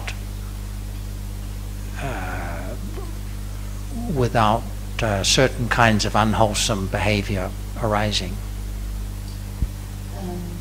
Do cái sự phát triển của hiểu biết, cái mức độ hiểu biết đã phát triển và cái tích lũy nên là khiến cho người ấy có thể sống cuộc sống và giữ cái giới ấy một cách rất là tự nhiên và dễ dàng. For others, perhaps most of us here today, that is not the case. Và với một số người khác, có thể là với đa phần chúng ta ngày nay thì nó không phải là như thế. And there are times when there is failure to refrain from harsh speech or failure to refrain from swatting a mosquito. Cũng có thể có những thời điểm sẽ thất bại trong việc tiết chế khỏi việc nói lời thô ác hay là việc đập con muỗi. But this is normal and natural behavior for many people. Nhưng mà đối với một số người thì những cái việc như vậy như là nói lời thô ác hay là đập muỗi nó lại là bình thường và tự nhiên. But the important thing is that we understand the importance of understanding the nature of the present moment, whether it's kusala or akusala, and not mistaking one for the other. Và cái điểm mà chúng tôi muốn nhấn mạnh ở đây đó là cái việc tầm quan trọng của việc hiểu được cái bản chất của thực tại đang xuất hiện, nó là thiện hay nó là bất thiện, và không bị lẫn lộn giữa hai thứ. If we just wish to be a person who is able to keep 5 or 8 sila, then there is likely to be the wrong idea about the importance of the present moment. There's likely to be the wrong idea about the understanding of the present moment.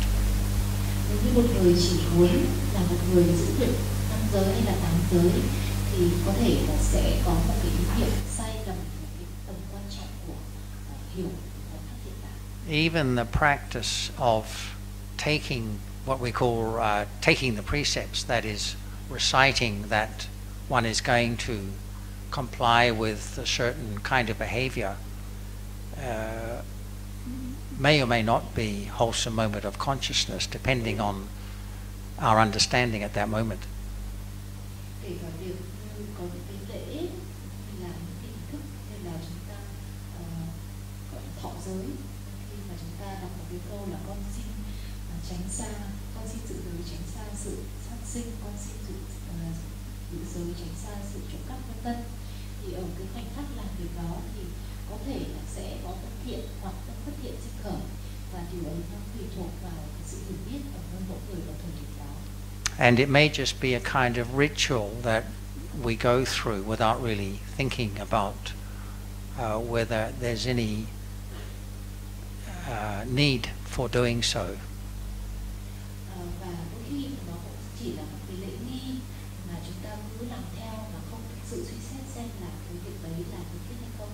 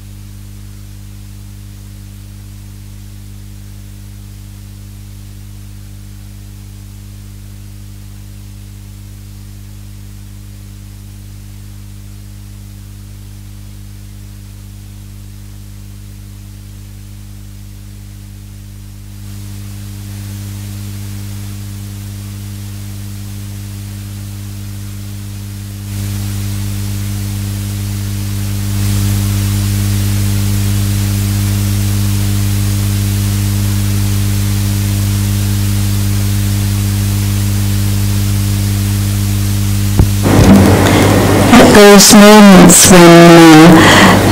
when she's aware, when you're aware of the dosa, or when someone says something harsh and you know that there is dosa, whose dosa is it? Ở cái khoảnh khắc mà bạn có người nào đó nói những cái lời nặng với mình mà mình cảm thấy nóng nảy sân ở trong người ấy, và mình nhận ra điều đó, thì khi đó cái sân đó là của ai?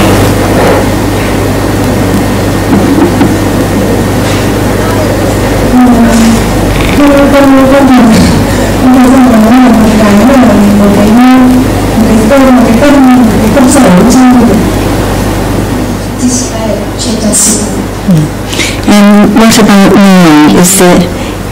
Sorry, that's the point. So when it's a cetasika in me, it's my experience. It's not yet the beginning of understanding of Dhamma, because Dhamma isn't in me. It doesn't belong to me. It's not here. It's not there.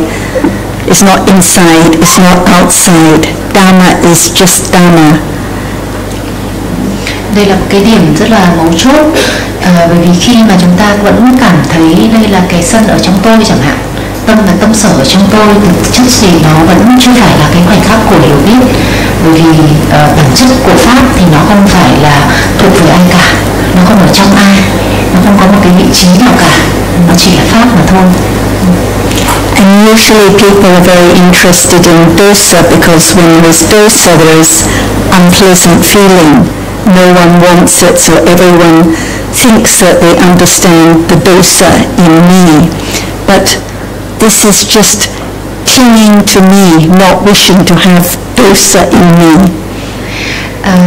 Đa phần thì mọi người rất là quan tâm đến sân, bởi vì sân thì nó sinh kèm với cả thọ ưu, và nó là một cái gì đấy rất là khó chịu, và có thể thấy ngay là nó một cái gì đấy không có đẹp đẽ, và vì thế mọi người không muốn mình có cái không đẹp đẽ đó, cái khó chịu đó, nên là đa phần thì mọi người muốn giải quyết cái sân ở trong tôi này, nhưng mà nó thực chất là vẫn bị gắn liền với ý niệm về tôi và cái sự dính mắc vào bản thân.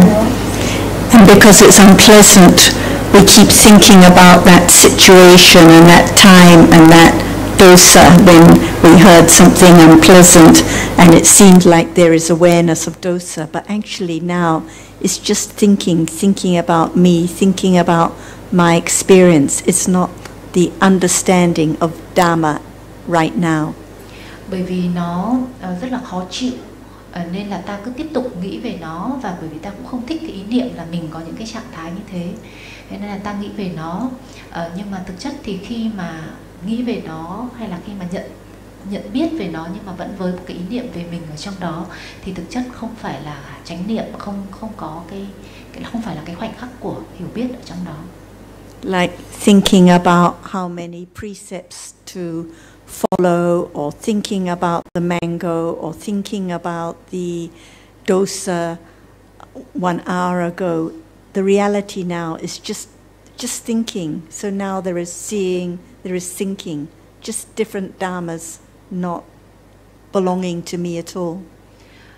Khi chúng ta nghĩ về 5 giới hay là 8 giới, hay chúng ta nghĩ về quả xoài, hay là chúng ta nghĩ về những cái sân đã diễn ra trước đó 1 tiếng, thì cái thực tại ở trong khoảnh khắc này nó là suy nghĩ, cũng như là những thực tại trong khoảnh khắc này là có cái nghe, có cái thấy, thì những cái ở trong khoảnh khắc hiện giờ là những cái cần được hiểu, vì bản chất của chúng nó đều là không phải là tôi cả, nhưng mà chỉ có khoảnh khắc này thì nó mới có thể được hiểu mà thôi. So the development of Panya has to begin at this very moment, and now maybe not much dosa, I don't think so, but there's seeing now, there's hearing, there's attachment to pleasant feeling now, ignorance now, moments of understanding. These are dhammas now. There can be the beginning of understanding what appears right now, which is much more important than thinking about the story of the dosa that it was experienced. Khi mà nó nghĩ đến nói đến cái sân thì có thể là bây giờ thì không có nhiều sân lắm sinh khởi ở đây, thì những cái thứ mà nó thực chất là nổi trội hơn đó là những cái thấy, là cái nghe, là sự dính mắc vào những cảm thọ dễ chịu, là vô minh, là những cái sự xúc chạm, rồi tất cả những cái nó hiện giờ đang là nổi trội. Thì điều quan trọng là hiểu về những gì đang xuất hiện ở ngay khoảnh khắc này. Cái điều đó nó sẽ quan trọng hơn là những cái điều mà đã diễn ra và có thể mình bận tâm về nó. So beginning to understand more about life now, seeing, hearing, what's seen, what's heard, kusala sila, akusala sila now. This is the beginning of understanding, and this is the understanding of Dhamma, different Dhammas, which will lead to more and more understanding and eventually to direct understanding. But it always has to be at this moment. Và ngay cái khoảnh khắc này thì những cái hiểu biết về các pháp đang hiện khởi, chẳng hạn như cái thấy, cái nghe, suy nghĩ, sự xúc chạm, dính mắc, vân vân, đó chính là cái nền tảng để cho cái hiểu biết nó dần dần được phát triển, cho đến một lúc nào đó kinh nghiệm trực tiếp có thể xảy ra. Nhưng mà nó phải bắt đầu từ chính cái khoảnh khắc này và với những gì đang xuất hiện. Và cái quan trọng là hiểu về nó với đúng bản chất của nó, có nghĩa là nó là vô ngã, nó không phải là tôi, nó không phải là ai cả, nó không thuộc về tôi, chứ không phải chỉ đơn thuần là biết là có nó. Biết là có nó thì ai cũng biết, bực thì ai cũng biết, đúng không?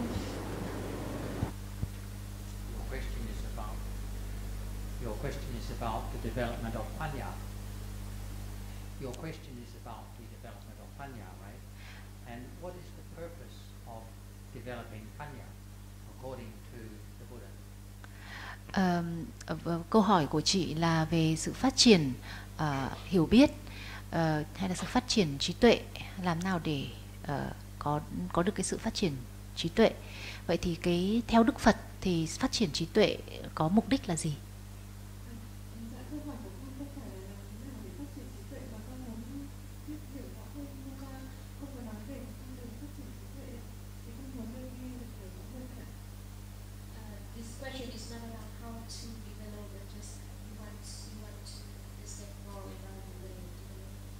Vâng, thế cũng không sao. Thì mục đích mà theo Đức Phật thì cái mục đích để phát triển trí tuệ là gì ạ?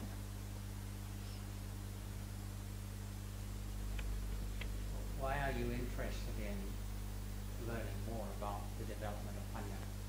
Vì sao chị quan tâm đến việc hiểu nhiều hơn đến cái cách thức phát triển trí tuệ?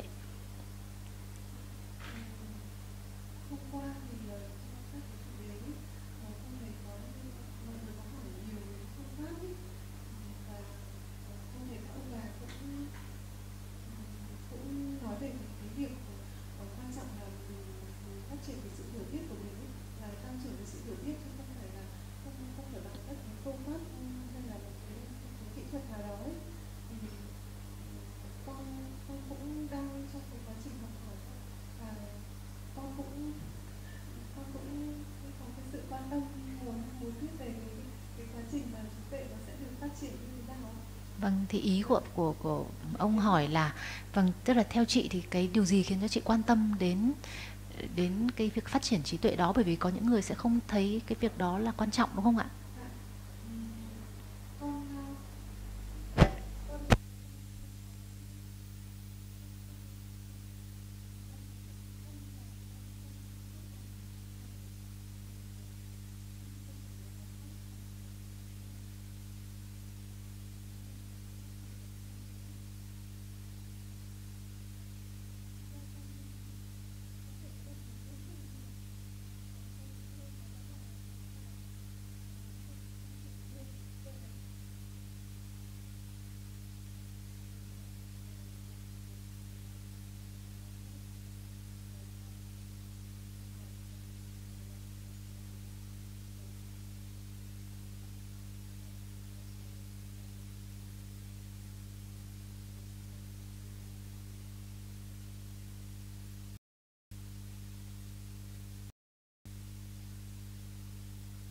I think the reason the Buddha taught the development of understanding is because it is the only way to bring an end to the unsatisfactoriness of life.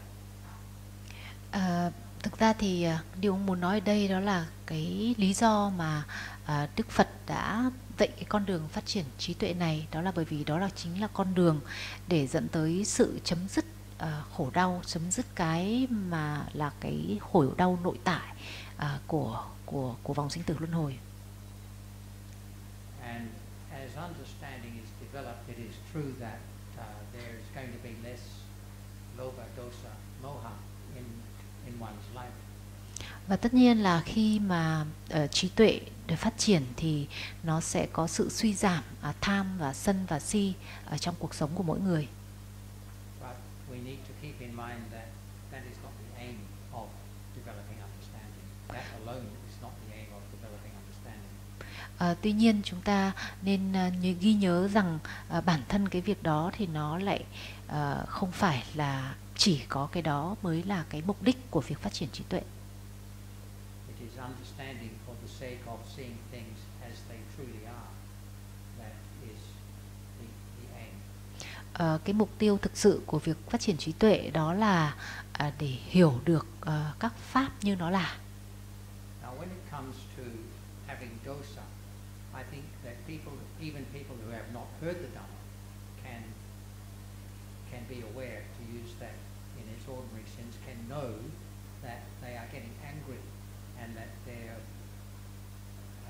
they are reacting to that anger, getting hot or getting agitated, or breathing becomes more forced and that sort of thing. Bây giờ nói đến sân thì chúng ta biết rằng là đó là một cái trạng thái mà kể cả những người chưa từng biết đến giáo lý của Đức Phật họ cũng nhận biết được.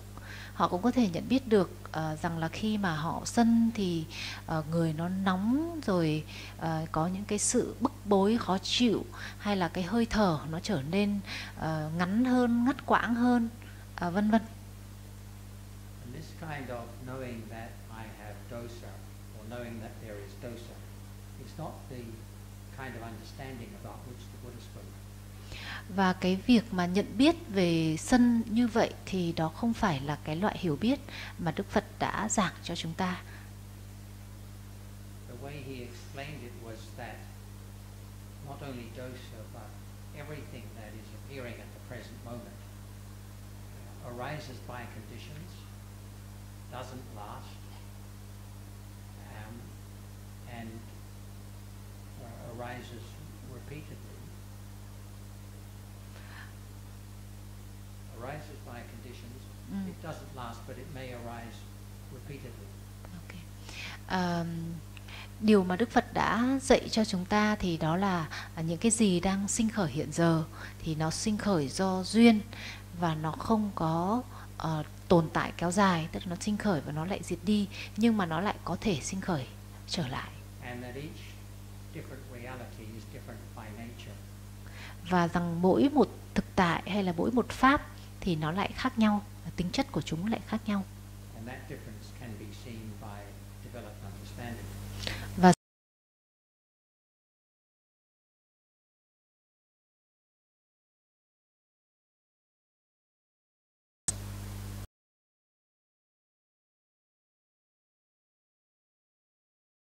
hay là những cái tâm chẳng hạn là More about any present moment reality. chính vì vậy cái việc phát triển hiểu biết thì nó phải trải đều ở trên tất cả những pháp mà hiện giờ đang xuất hiện, chứ không phải chỉ một số những cái loại pháp cụ thể. Chẳng hạn như là cái thấy hay là đối tượng thị giác, cái nghe, âm thanh, vân vân. As Sarah said, a lot of us tend to be interested in wanting to know more about certain mental states, especially the unwholesome ones. Như là cô Sarah đã nói, có một số người hay là rất là nhiều người thì thường có xu hướng là chỉ quan tâm đến một số những cái trạng thái cụ thể thôi, đặc biệt là những cái trạng thái bất thiện và nhất là sân. Because there is the underlying idea that having less unwholesomeness and more wholesomeness is a sign of more advanced development. Bởi vì đằng sau đó thì nó có một cái ý niệm rằng là khi mà có bớt đi những cái tham và những cái hoặc là những trạng thái bất thiện thì nó là một cái bằng chứng rằng là cái trí tuệ nó đã được phát triển hơn lên. But this is to misunderstand what the reason why the Buddha taught the development of panya of the present moment reality. Nhưng mà đây chính là một cái hiểu nhầm về cái mục tiêu tột cùng, lý do mà Đức Phật đã thuyết giảng cái con đường phát triển trí tuệ.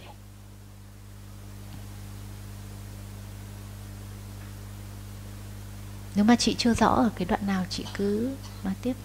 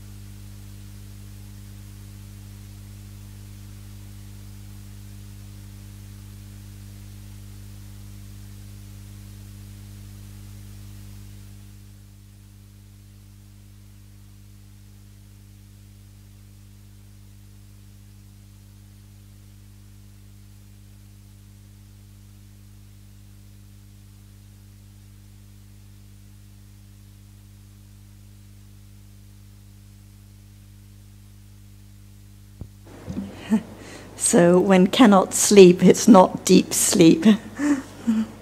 So in deep sleep, the bhavanga chittas are conditioned by past karma, but like now, not sleeping, so different chittas conditioned in different ways. Khi không ngủ say thì khi đó là những tâm mà không phải là tâm khi ngủ say, đúng không? Chúng ta biết rằng là lúc ngủ say thì những tâm đó chính là tâm hộ kiếp, là những tâm được duyên bởi nghiệp quá khứ. Và ngoài những cái khoảnh khắc của ngủ say đó ra thì nó sẽ là những cái tâm khác nhau, được duyên bởi những cái yếu tố khác nhau. Ví dụ như là bây giờ thì cũng có rất là nhiều loại tâm khác nhau và được duyên bởi những yếu tố khác nhau. Now, someone may have wished to have a rest during the discussion but not be able to. Now there are moments of seeing and hearing which are conditioned by karma, but these are followed by kusala and akusala chittas, as we've discussed. And the kusala and akusala chittas are not conditioned by karma, but by our accumulations of kusala and akusala. Như bây giờ thì cũng có một số người có thể cảm thấy mệt và muốn nghỉ, nhưng mà lại không thể nghỉ ngơi được. Về mặt bản chất thì nếu chúng ta đã được nghe về 4 loại tâm, như là bác Joe đã giải thích, có 4 loại là tâm thiện, tâm bất thiện, tâm quả và tâm duy tác. Thì ở những khoảnh khắc của thấy, nghe, ngửi, nếm, xúc chạm thì đó là những khoảnh khắc của tâm quả, chúng là quả của nghiệp quá khứ. Và sau khi mà những tâm quả đó diệt đi thì tiếp theo là những tâm được gọi là những tâm thiện hoặc là bất thiện tiếp nối ở trong suy nghĩ. Thì hiện giờ chúng ta thấy là xen kẽ giữa những khoảnh khắc của tâm quả và những tâm là tâm thiện và tâm bất thiện, và cả những tâm duy tác chỉ làm cái bổn phận của chúng nữa. In deep sleep, there are no sense door experiences or mind door experiences. There are just those chittas conditioned by past karma, the bhavanga chittas, just like the birth consciousness and the chittas immediately following birth consciousness. Ở thời điểm ngủ say thì khi đó tâm là tâm quả, và nó là một cái loại tâm đặc biệt vì nó không kinh nghiệm các đối tượng thông qua 6 căn, nó cũng không kinh nghiệm đối tượng thông qua 5 giác quan là mắt, tai, mũi, lưỡi, thân, và nó cũng không kinh nghiệm đối tượng qua ý, mà nó chỉ kinh nghiệm cái đối tượng đặc biệt của nó. Và tâm này giống hệt như tâm ở thời điểm đầu tiên của cuộc đời này, được gọi là tâm tái tục, và giống như cái tâm cuối cùng sẽ sinh khởi ở cuộc đời này là tử thức. And even now, in between the sense door and mind door processes of chittas, there are also some bhavanga citas conditioned by past karma, completely unknown. Và ngay ở thời điểm này xen kẽ giữa những cái lộ trình của tâm qua 6 giác quan thì cũng có những tâm là những tâm hộ kiếp. And what about when dreaming, so no longer in deep sleep but not awake but just dreaming? So in this case there are just many mind or processes of citas because no seeing, no hearing, but it's not the deep sleep. So it's thinking about different ideas and dreams. Còn ở những thời điểm khi mà ta đã nhắm mắt rồi và chưa phải là giấc ngủ say, nhưng mà bắt đầu có những cái giấc mơ, thì ở thời điểm đó về mặt bản chất thì đó là những cái tâm suy nghĩ với những cái hình ảnh mà nó được tạo ra bởi cái tiến trình trước đó. Nhưng mà ở cái thời điểm đó về mặt thực tại thì đó là những cái tâm suy nghĩ. But when one's just lying in bed wishing to be asleep but not yet asleep, it's like now just thinking with attachment, thinking with ignorance, but in between moments of seeing and hearing still. Còn ở cái thời điểm mà chưa đi vào cái giấc mơ nhưng mà vẫn nằm và thao thức không ngủ được thì nó cũng giống như là bây giờ thôi, là nhiều khoảnh khắc khác nhau. Có những khoảnh khắc của thấy, của nghe, và có những khoảnh khắc của suy nghĩ với sự dính mắc, suy nghĩ với khó chịu, sân hận, vân vân. And it shows how no citta is in anyone's control, because however much at that moment one would like to be asleep, no sleep comes. So actually just different kinds of cittas arising by different conditions, each one anatta. Và điều ấy cũng chỉ ra cái tính chất vô ngã của tâm. Dù lúc đó chúng ta cảm thấy rất là muốn ngủ, nhưng mà không có duyên cho những cái tâm như là tâm mà ta gọi là tâm hậu kiếp, hay là cũng như là những cái tâm sinh khởi khi mà mơ, thì khi đó nó cũng không thể xảy ra. And at that moment of wishing to fall asleep or trying to fall asleep but not yet asleep, can there be understanding and awareness at that moment? Và ở thời điểm mà cố để ngủ nhưng mà không ngủ được, thì liệu có thể có những cái khoảnh khắc của chánh niệm cùng trí tuệ hay là hiểu biết sinh khởi hay không? Why not? Because it's reality. It's hearing, there's thinking, there's attachment, there's the wrong idea of self. These are all different dhammas, and there can be understanding even at those moments, even at that time. Vâng, tại sao lại không? Bởi vì ở những cái khoảnh khắc đó thì vẫn có tất cả các thực tại như chúng ta đã được nghe, những cái khoảnh khắc của nghe, những khoảnh khắc của suy nghĩ, những khoảnh khắc của dính mắc, những khoảnh khắc của tà kiến, những khoảnh khắc của sân hận.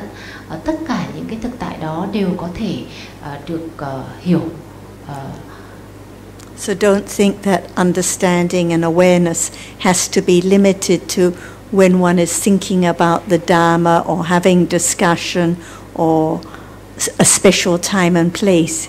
Any time, any place, when there is understanding of realities, there can be understanding then and there. Như vậy thì chúng ta đừng nghĩ rằng là cái sự phát triển hiểu biết nó chỉ giới hạn ở những thời điểm mà chúng ta nghe Pháp, hay là tham dự những buổi Pháp đàm, hay là ngồi trò chuyện về Pháp, hay là ở trong những cái nơi chốn hay là tư thế cụ thể nào đó, mà nó có thể một khi mà đã có cái hiểu về bản chất của Pháp thì nó có thể làm duyên cho những cái khoảnh khắc mà tiếp tục hiểu về các thực tại khác nhau ở bất cứ nơi nào và ở đâu.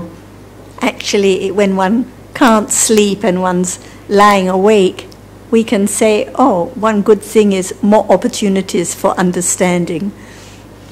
Thực ra thì khi mà chúng ta không ngủ được và ngồi nằm thao thức thì chúng ta cũng có thể nghĩ rằng là đây lại rất là tốt, bởi vì đang có thêm cái cơ hội cho trí tuệ cùng với chánh niệm. Usually people are very attached to sleep and having a good sleep, and we ask each other in the morning, did you sleep well?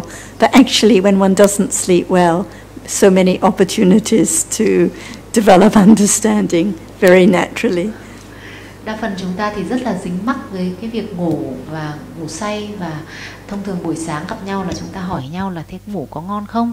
Nhưng mà thực ra thì khi mà không ngủ thì có rất nhiều cơ hội cho hiểu biết cùng với cả chánh niệm phát triển. Not self who does anything or follows any practice, just by naturally understanding the realities, whether they're the ones one likes or doesn't like, it's not important. Each one is Dhamma.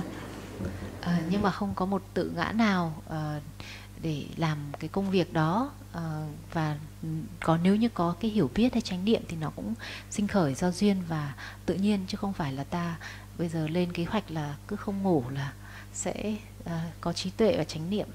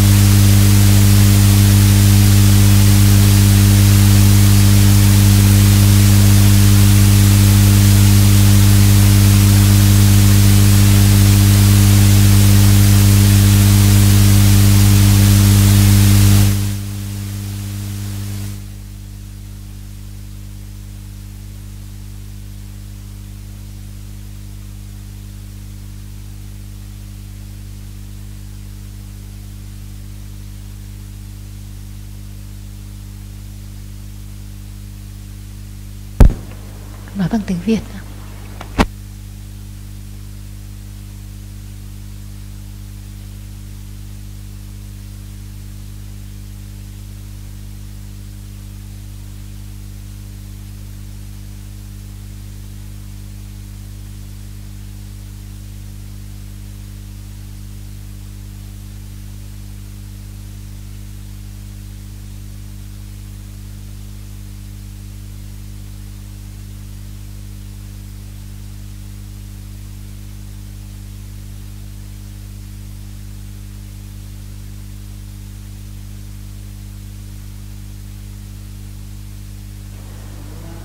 Sự nhầm tưởng về mục đích, thực ra ông nói đấy là đừng coi đấy là cái mục đích.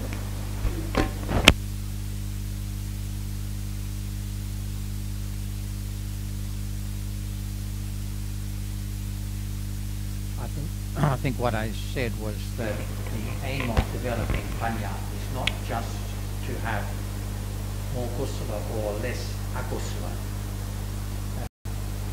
For the sake of eventually bringing an end to the unsatisfactoriness that is characteristic of this life. Tức là vừa nãy cái điều mà ông nói là cái mục tiêu của việc phát triển hiểu biết không phải chỉ là để suy giảm tham sân si, mà là cốt yếu đó là để đưa tới cái sự chấm dứt hoàn toàn của cái vòng sinh tử luân hồi, hay là cái sự khổ đau của cái vòng sinh tử luân hồi. Do cái sự phát triển hiểu biết đó thì nó sẽ dẫn tới sự chấm dứt hoàn toàn khổ đau của vòng sinh tử luân hồi. So the measure of the development of understanding, whether it's being developed or not, is whether there is a better understanding of the present moment reality, not whether there is less akusala in one's life. Vì vậy cái thước đo của cái mức độ trí tuệ được phát triển đó là cái hiểu về những pháp mà đang hiện khởi, chứ không phải là cái mức độ phiền não được suy giảm tới đâu. Because the understanding of the true nature of present moment realities can begin regardless of whether there is a lot or a little akusala in one's life, and can continue.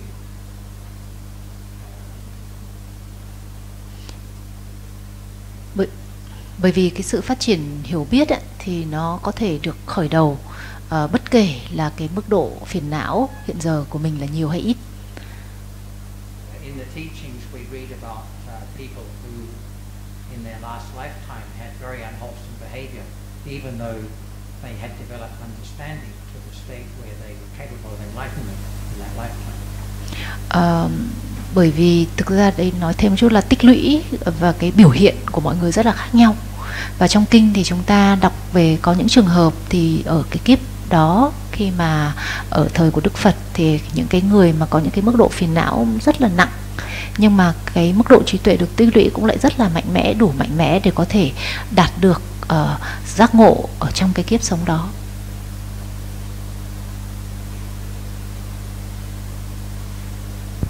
I have a question for you. Which is better, to have a lot of kusala but no understanding, or to have a lot of akusala but understanding? First, kusala understanding first.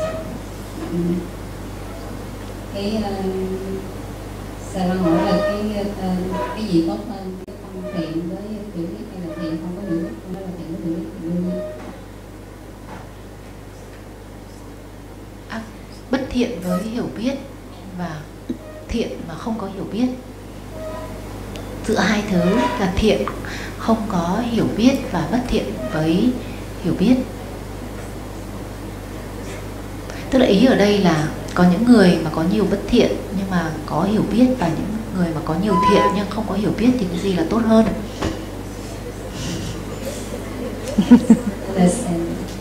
Understanding is most precious of all. No matter the accumulations, no matter someone has a lot of kusala sila, a lot of akusala sila, but understanding is most precious, because when there is understanding, it will work its way and it will lead to the end of the cycle. But if there's a lot of kusala but no understanding, anything can happen, anything can change, but it cannot lead to the end of the cycle of birth and death. Tức là bởi vì do cái tích lũy khác nhau, tức là có những người thì cái tích lũy về thiện pháp nó nhiều hơn, có những người thì tích lũy về bất thiện nó cũng mạnh mẽ. Thì nếu như mà có cái tích lũy về hiểu biết ấy, thì chắc chắn là nó sẽ dẫn tới cái sự tận diệt vòng sinh tử luân hồi. Còn nếu mà chỉ có tích lũy của thiện mà không có hiểu biết thì nó sẽ không thể đưa tới cái sự tận diệt chấm dứt vòng sinh tử luân hồi. Cái ý ở đây là ở cái góc độ đó, chứ không phải là bây giờ mình như thế này thì mình cứ có nhiều bất thiện và mình có hiểu biết thì tốt hơn là mình nhiều thiện mà mình không có hiểu biết. Nói cái điều này nó sẽ rất là dễ bị hiểu sai, cho nên là phải nói rõ hơn cho đại chúng rõ là như vậy.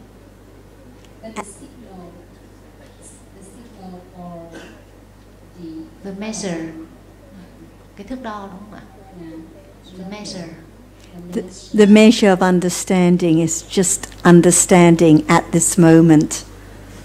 So this is the measure of understanding, because who knows what the circumstances of life are, and it is the understanding that brings the honesty and the courage to understand whatever appears, not to kid oneself that one is following lots of kusala sila in a day, when actually it's akusala sila most of the time, for example.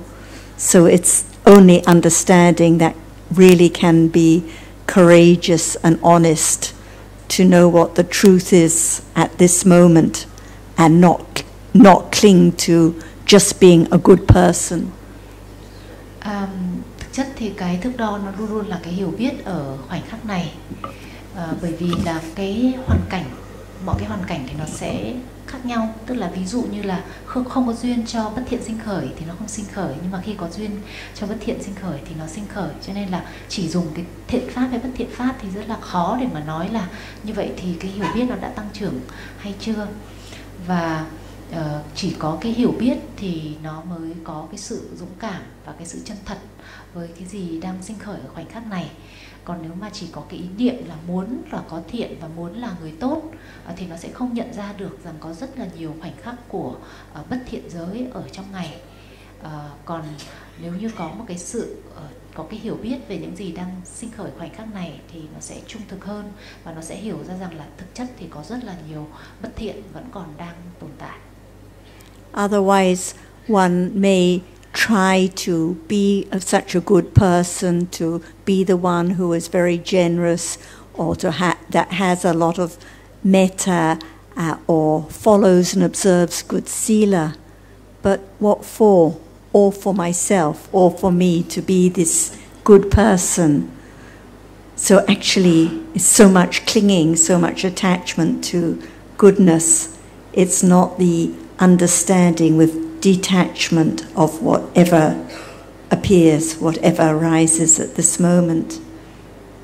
Bởi vì cũng có thể có trường hợp là ai đó với cái ý niệm là về tôi muốn là một người tốt hơn, tôi muốn là một người tốt, tôi muốn là một người quảng đại, tôi muốn là một người thân ái, tôi muốn là một người thế này và thế kia, và làm những cái việc cho cái việc đó, nhưng mà thực chất thì lại là cái sự dính mắc vào cái bản thân mình. Thì đấy cũng là một cái trường hợp như vậy. From the outer appearance, it may look so good and wonderful. Everyone may say, such good person, so much kindness. But only the understanding knows at this moment. Only understanding brings the true, the word Ajahn used, chaga, relinquishing of unwholesomeness, especially the clinging to self, which is the strongest akusala. Without the relinquishing of the idea of self, no other akusala can be relinquished or eradicated. Nhìn từ phía bên ngoài thì mọi người có thể nghĩ rằng là đây là một người tốt, vân vân. Thế nhưng mà thực sự chỉ có cái hiểu biết thì nó mới biết được là cái sinh khởi ở bên trong nó thực sự là thúc đẩy bởi thiện hay là bất thiện, và chỉ có cái sự phát triển hiểu biết thì nó mới đưa tới cái mà đã trả lời là chaga, tức là cái sự xả ly với ý niệm về ngã ở một cái khoảnh khắc của thiện pháp.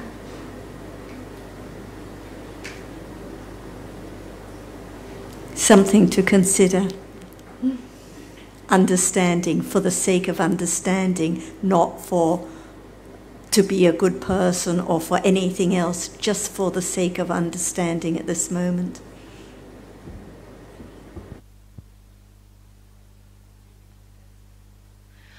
Như vậy thì cái phát triển hiểu biết chỉ là để phát triển hơn cái hiểu biết về những gì đang xuất hiện ở trong khoảnh khắc hiện tại, chứ đừng nghĩ rằng mình nên lấy cái động cơ là để làm một người tốt, để làm cái mục đích cho việc phát triển hiểu biết của mình.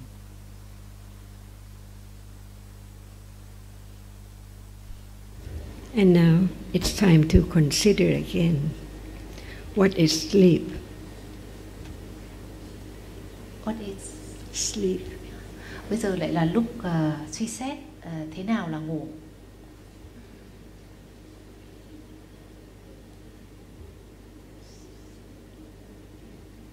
Ngủ là gì? Is it real?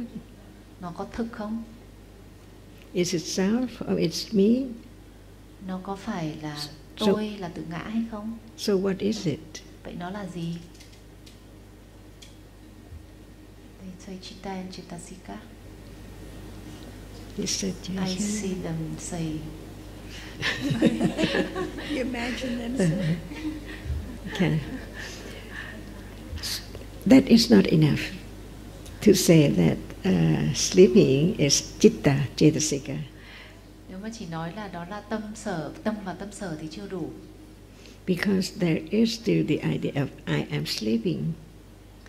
Bởi vì vẫn có cái ý niệm, bây giờ vẫn có ý niệm là tôi ngủ. In order to understand better what is it, because we know that it's that which experiences, it has to be citta and cetasika, because the rupa cannot sleep. Giờ chúng ta cần phải hiểu rõ về nó, bởi vì đó phải là danh pháp, phải là tâm và tâm sở, và nó bản thân sắc thì không thể ngủ được, hay là thân thì không thể ngủ được. Is sleeping seeing? Cái ngủ thì có phải là cái thấy không? Is it hearing? Nó có phải là cái nghe không? Smelling? Ngửi? Suy nghĩ? So it's thinking at all. Như vậy khi nói đến giấc ngủ say là những cái thời điểm mà không có thấy, nghe, ngửi, nếm, xúc chạm và suy nghĩ. But there must be condition for citta and cetasika to arise, otherwise it's death. Nhưng mà vẫn phải có duyên để cho những tâm và những tâm sở đó sinh khởi trong cái thời gian đó, nếu không thì sẽ là một người chết. That's why we learn more that citta and cetasika has function. Whenever it arises, it performs its function. Chính vì vậy chúng ta học rằng là tâm và các tâm sở thì nó đều có chức năng riêng của chúng khi mà nó sinh khởi.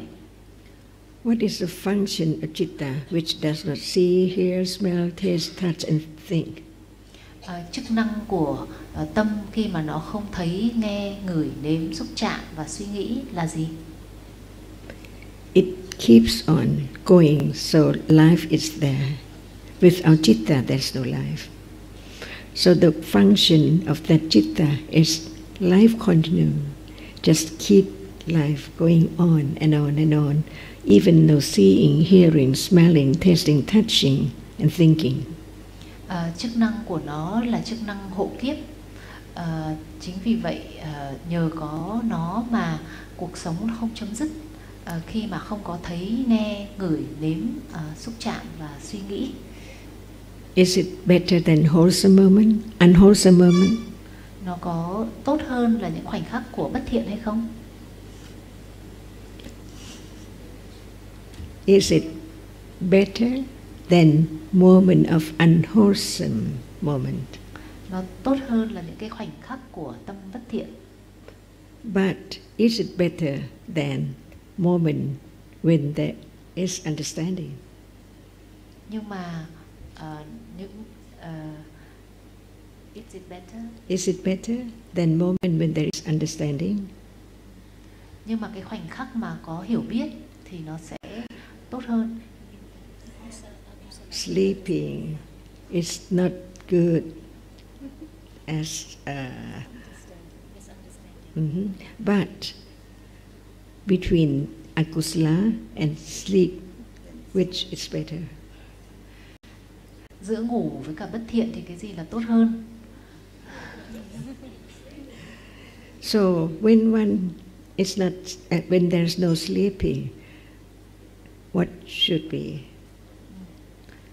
Understanding rather than akusala. Còn khi mà không ngủ thì hiểu biết sẽ tốt hơn là bất thiện. So one can see that in a day when there is no sleeping, there are moments of akusala more than understanding. Và chúng ta có thể thấy rằng là trong ngày khi mà không có giấc ngủ say thì bất thiện nó nhiều hơn hiểu biết rất nhiều. Only those who see the benefit of understanding can see the value of not sleep. Chỉ có những ai hiểu được giá trị của hiểu biết thì cũng mới thấy được những cái ích lợi của những khoảnh khắc không ngủ.